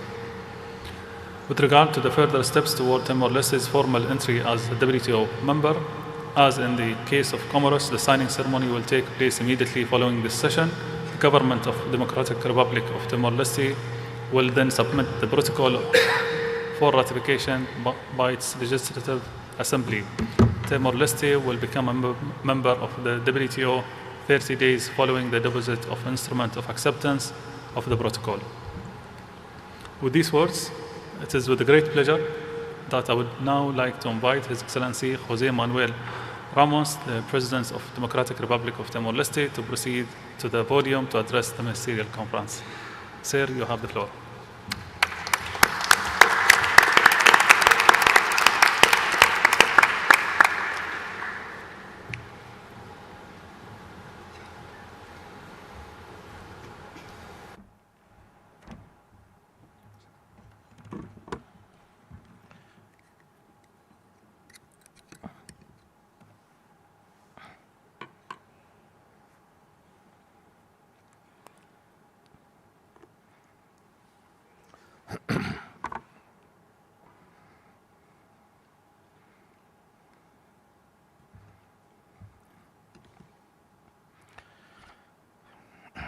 Excellency Chairperson of the 13th Ministerial Conference, Dr. Thani bin Ahmed, Excellency Dr.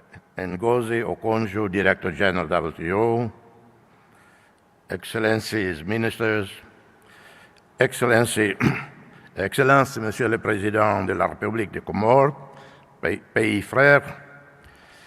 We are situated in the Indian Ocean. Je vous félicite chaleureusement de ces acquis d'adhésion à l'OMT.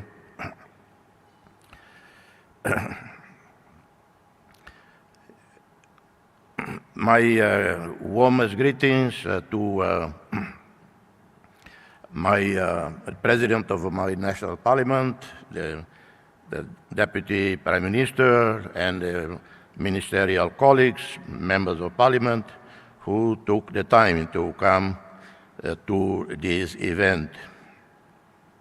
I warmly thank the host country and authorities, as well as WTO conference organizers, for the warm reception accorded to me and my delegation. I warmly congratulate the host government and WTO Secretariat for the successful preparation of this ministerial conference, a historic moment for my country as we inch towards integrating into the global economy and trade. Our Prime Minister, Xanana Guzmão, founding father of the country, would have been most pleased to be here leading the Timor delegation, but with a full domestic agenda, he asked me to be here today. I'm accompanied by the President of National Parliament, Dr. Fernanda Lai. I wish to add that we have 34% of our members of Parliament are women.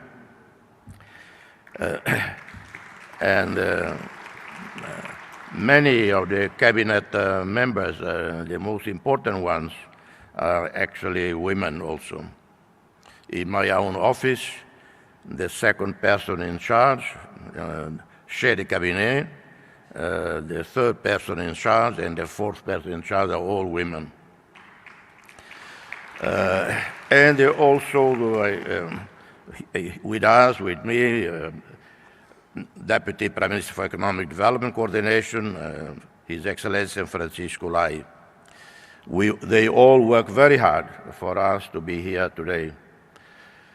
We of Timor-Leste, the newest country in Asia, are strong believers in regional and international economic integration, the multilateral trading system, in particular ASEAN, in our region.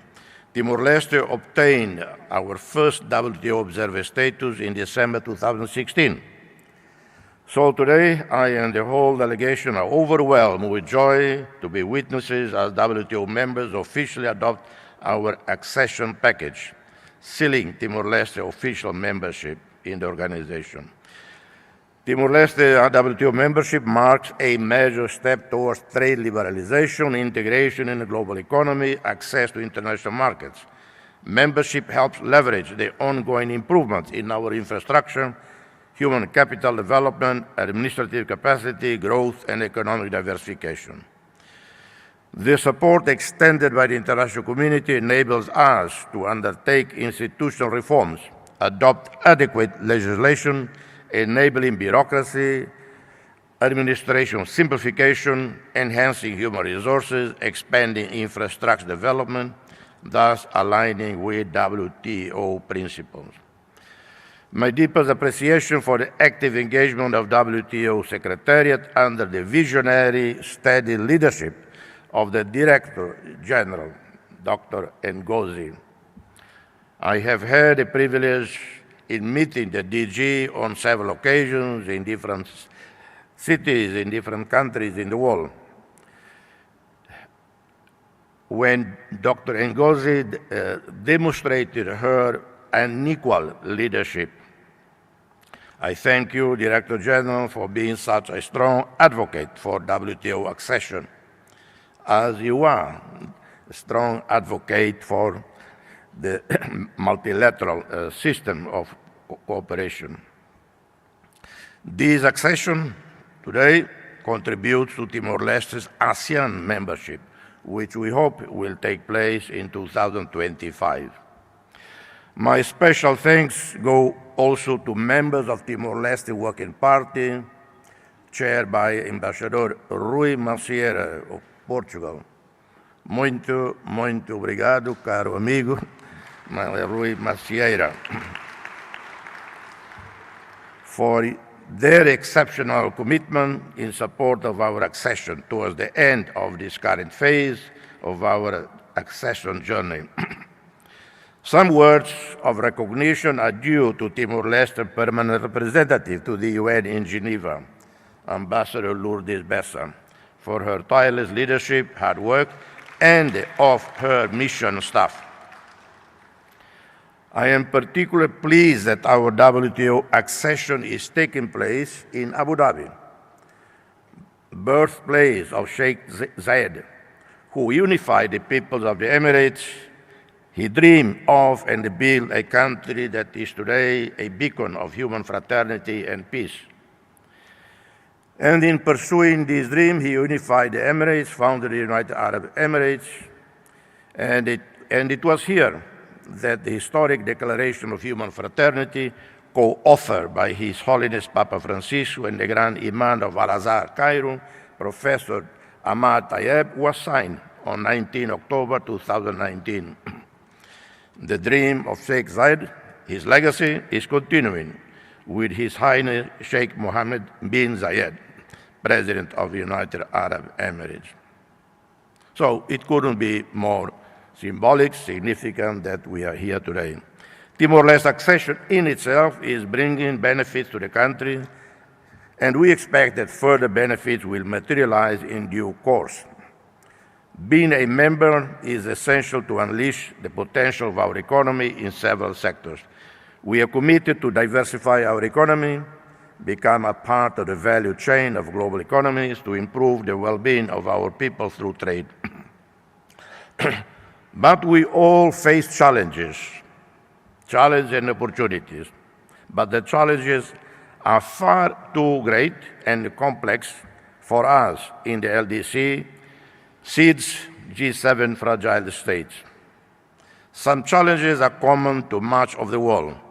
Challenges related to climate change, unstable weather patterns, highly infectious global pandemics, outbreak of armed conflicts, unmanaged global rivalries, some of which have escalated into catastrophic wars unseen in decades, with obvious impact on the global economy, causing catastrophic supply chain disruption, rising costs of basic commodities, and impoverishing further the hundreds of millions living in abject poverty at the world's edge, at the edge of the world.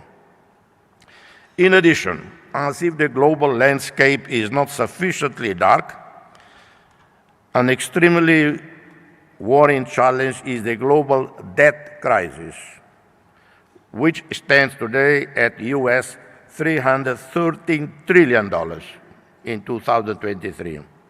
This, according to the latest report of the International Institute of International Finance. This represents 330% of global GDP, of which 55% are from developed markets. Excellencies, dear ladies and gentlemen, dear friends, we, the international community, we seem to be sleepwalking right into another financial meltdown, which could be far worse than all previous ones. Timor-Leste debt, our debt is a mere 13%, and none to commercial banks. We have a highly praised, well-managed sovereign fund. In the midst of the above-mentioned challenges, opportunities may arise also, and we must know how to seize these opportunities for our benefit.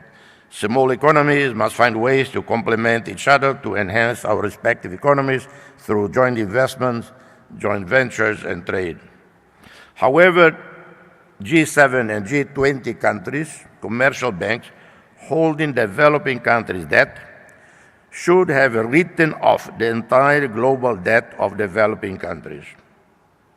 In addition, new financial mechanisms should have been created or should be created in the order of $1 trillion every 3 years to support green economies, renewable energy transitions, primary education and primary health care, agriculture, food security, clean water, sanitation, global vaccination programs to end preventable illnesses, support for women during pregnancy and after, support program towards elimination of child malnutrition and stunting, child labor and child slavery, support for women in rural areas, and support small to medium-sized women's businesses.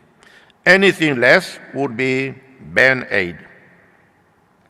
Can the international community mobilize these funds needed?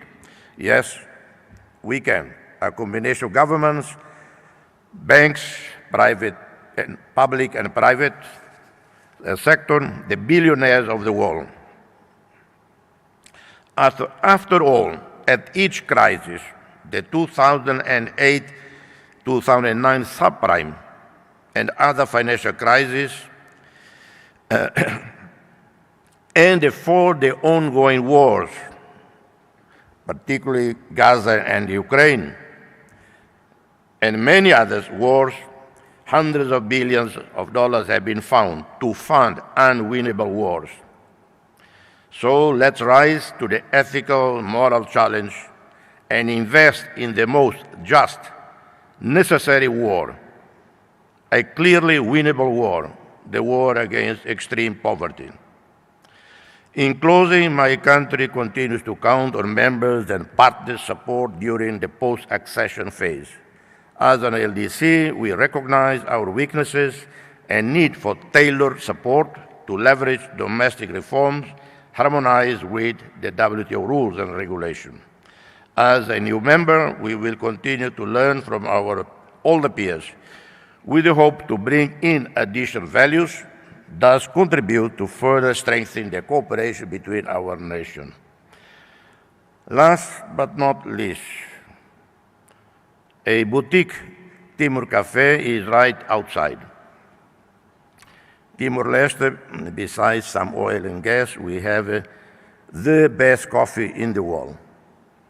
I know some here, Colombians, Panamanians, Costa Ricans, Brazilians, Papua New Guinea, Jamaica, Kenya, Ethiopia, they all would disagree with my claims. But let me tell you one thing. Papa Francisco, he drinks only Timor coffee. So, I advise you all also to drink only Timor coffee. May God the Almighty and the Merciful bless us all. Thank you.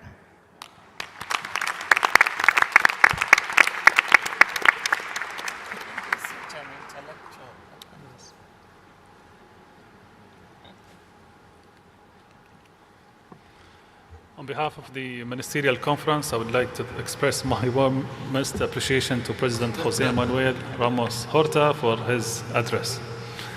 I would now invite my dear sister, Her Excellency Dr. Ngozi, the Director General of the WTO, to add her own words of welcome. Go ahead, please.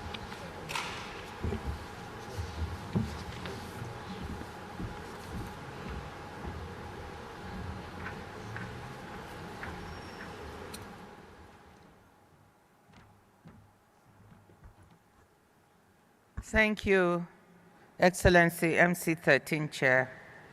This is a very, very wonderful moment for me, and I know for all of us. Excellencies, ladies and gentlemen, I'm so delighted and touched to join the MC13 Chair in congratulating the governments and peoples of Comoros and Timor-Leste, and in welcoming them as new members of our WTO family, bringing our total membership to 166. Woo!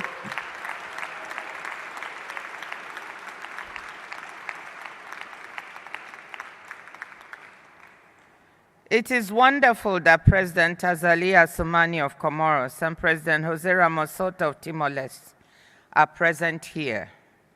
Both of them were absolutely pivotal in bringing their respective countries' accession processes to the finish line.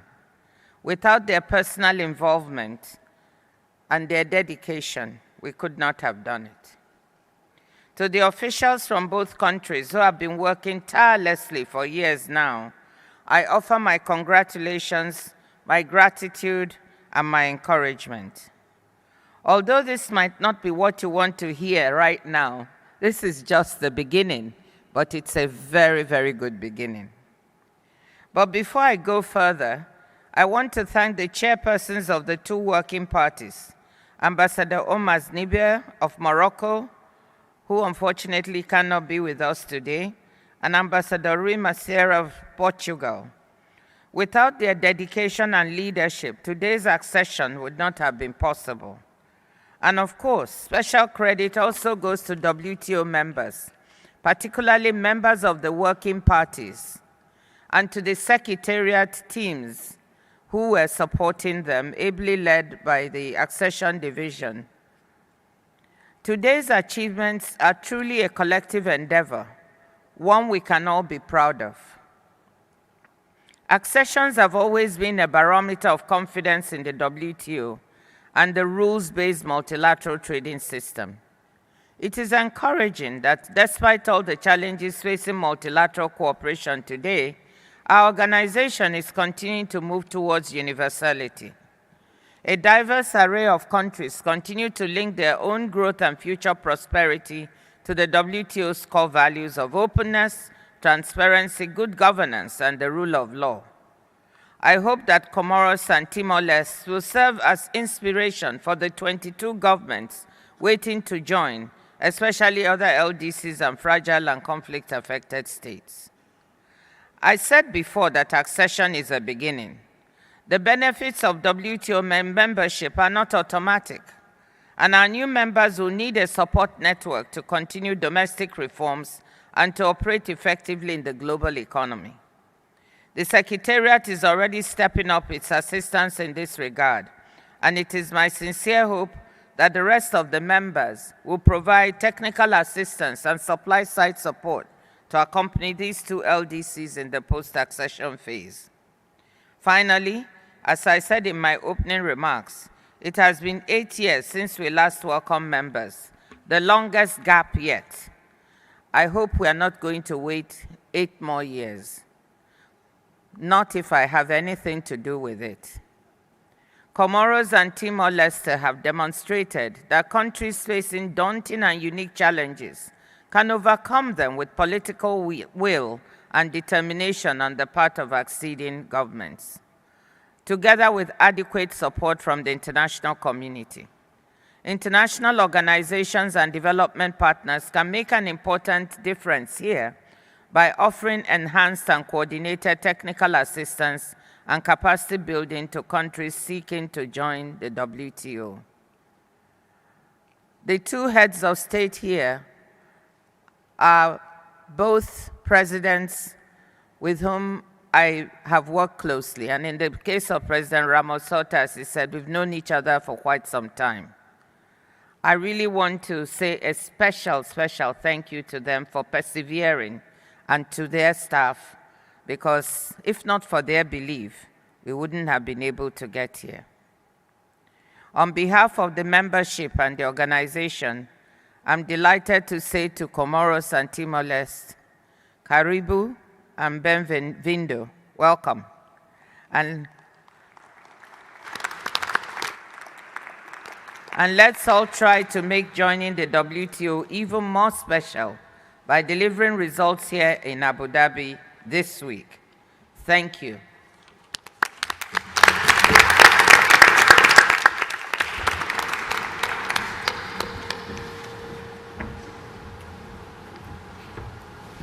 Thank you, Your Excellency. This is indeed a very positive moment for the organization. I believe that members would like to express their welcome to both Comoros and Timor-Leste. However, due to the time constraint, if any member wishes to convey any congratulations remark, I invite you to provide your written statement to the Secretariat to be reflected in the official record. I invite everyone to remain seated as we proceed with the signing ceremonies by the Presidents of Comoros and Timor-Leste with the WTO Director General.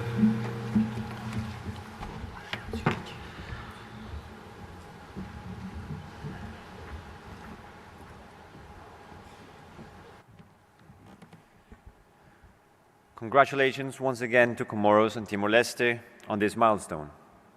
As just announced by the MC13 Chairperson, we will now proceed to the signing ceremonies of the Protocols of Accession.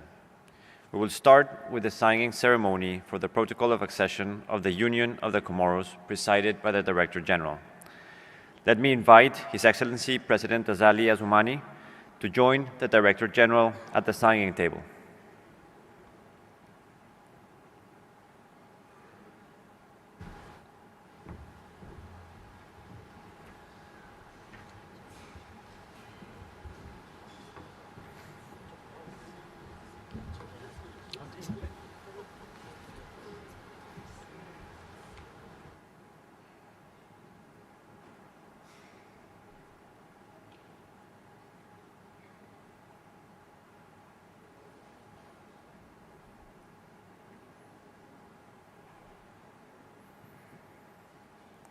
I now invite the Director General to proceed with the signing ceremony.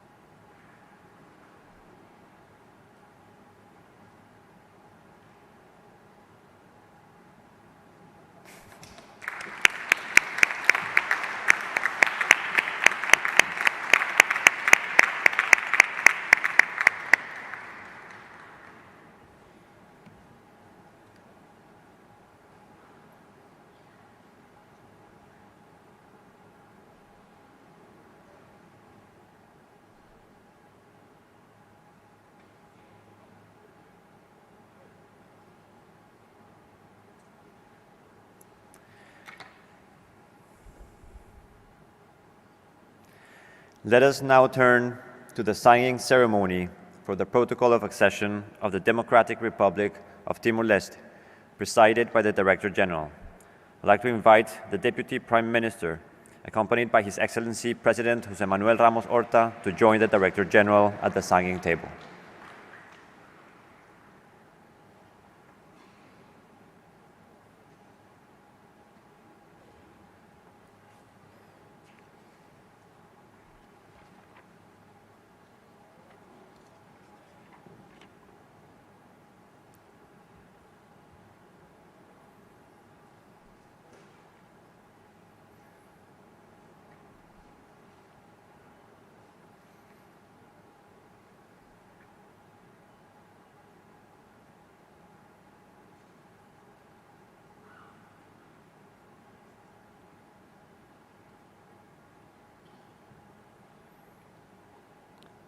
I now invite the Director General to proceed with the signing ceremony.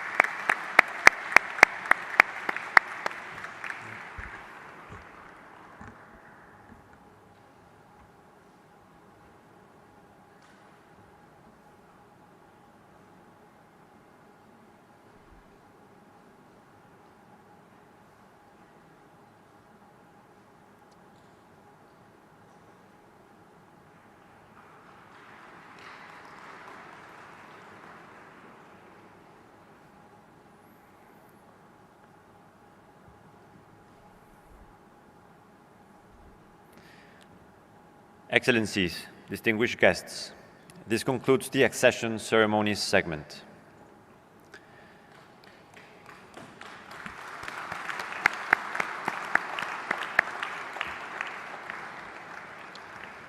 Let us now proceed to the final segment of the opening session, which is the ceremony on the deposit of instruments of acceptance of the Fishery Subsidies Agreement. Let me therefore invite the Director General to address the Ministerial Conference on this important matter.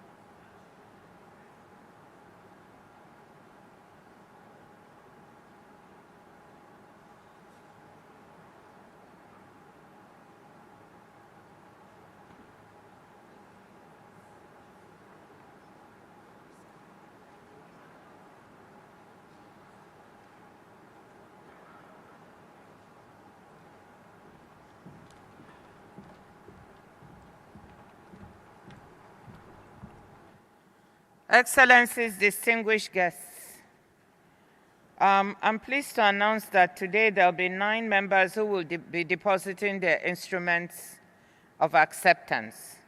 They will be part of the growing number of ratifiers, together with those who ratified this year: Cabo Verde, Barbados, Dominica, Senegal, Uruguay, and most recently Haiti. As I said, the number we're going to have this week is 70, because there are 1 or 2 ratifiers who will not be giving their instrument today, but tomorrow or next. We have made substantial progress, and we have been successfully able to use this ministerial as a hook for trying to get members to ratify. Not because we're just interested in ratification for its sake, but because we're dealing with an opportunity to help improve the sustainability of our oceans. So I'm very grateful to all the countries, the 70 countries who would have ratified by the end of MC13. I'm also grateful to all those who have taken the opportunity to support the Fisheries Fund, which is designed to assist developing members to implement the disciplines in the Fishery Subsidies Agreement Part 1. And the most recent deposit has come from the Republic of Korea with a contribution of $1 million to the funding mechanism. Actually, the most recent is from the UAE, which has deposited also $1 million to the mechanism. So I want us to give them a round of applause.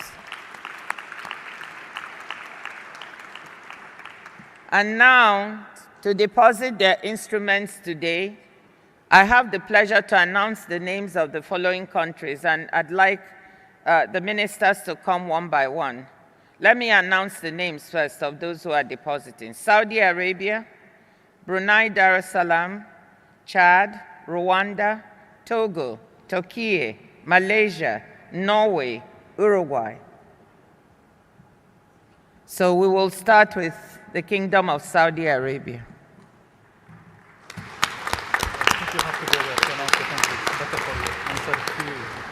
announcing the names.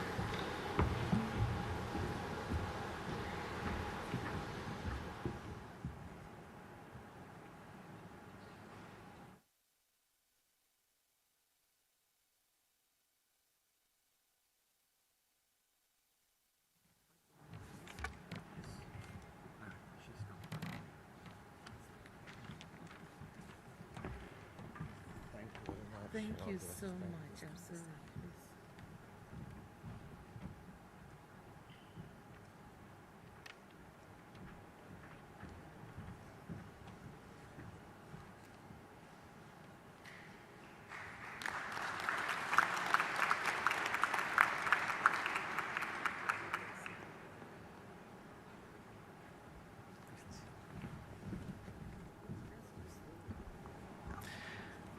I will now invite the head of delegation of Brunei Darussalam.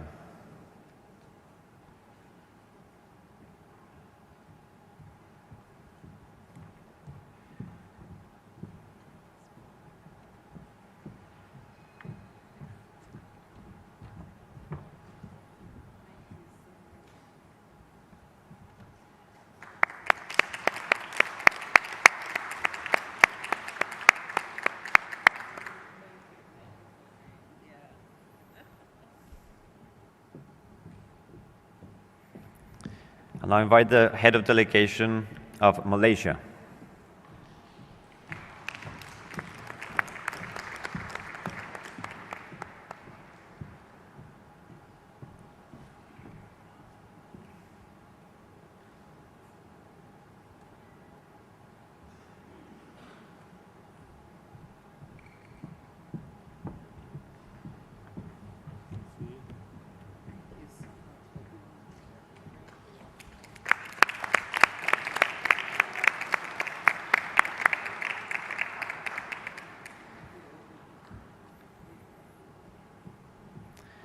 I'll now invite the head of delegation of Chad.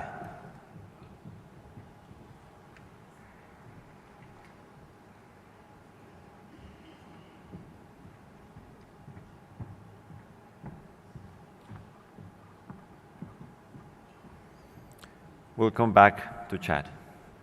I'll now invite the delegation of Norway.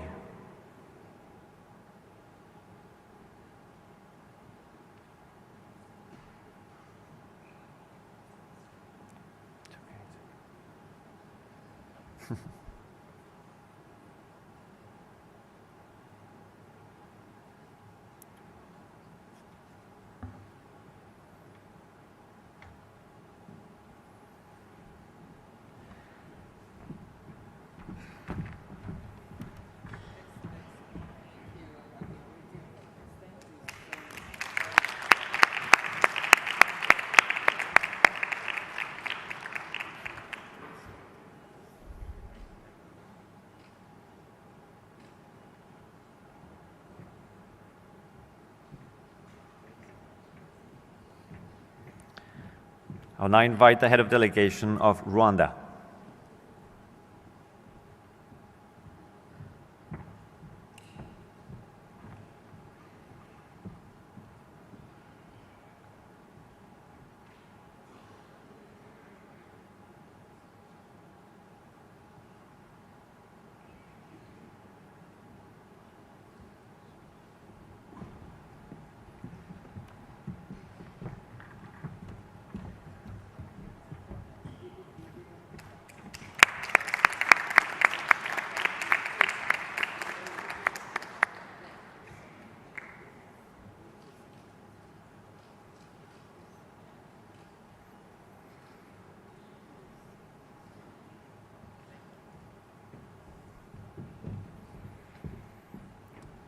I'll now invite the head of delegation of Togo.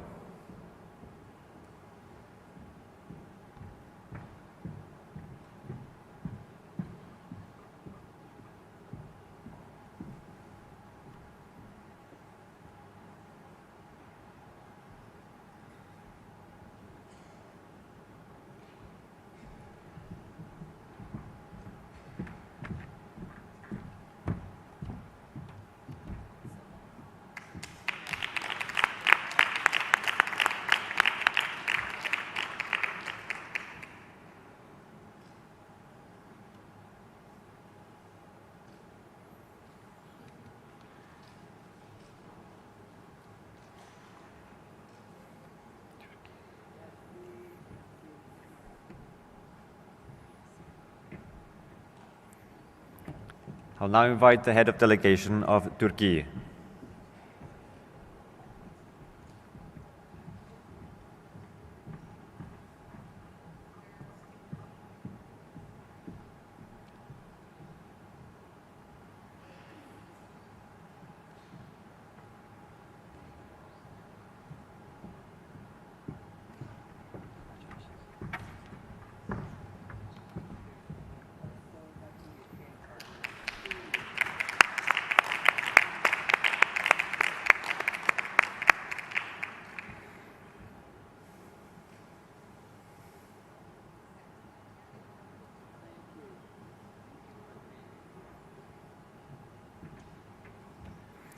I now invite the head of delegation of Uruguay.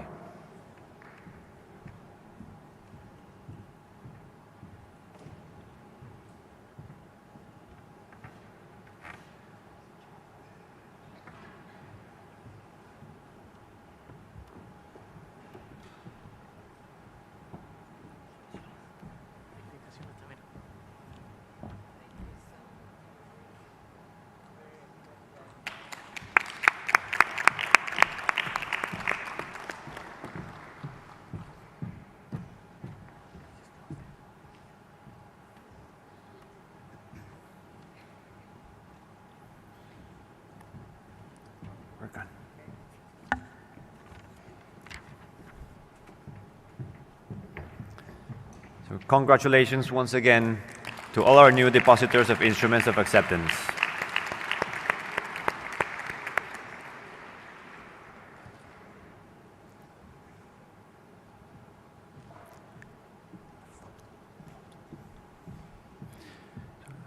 Let me now invite the ministers of heads of delegation of WTO members who have deposited their instruments of acceptance to come to the stage for a family photo.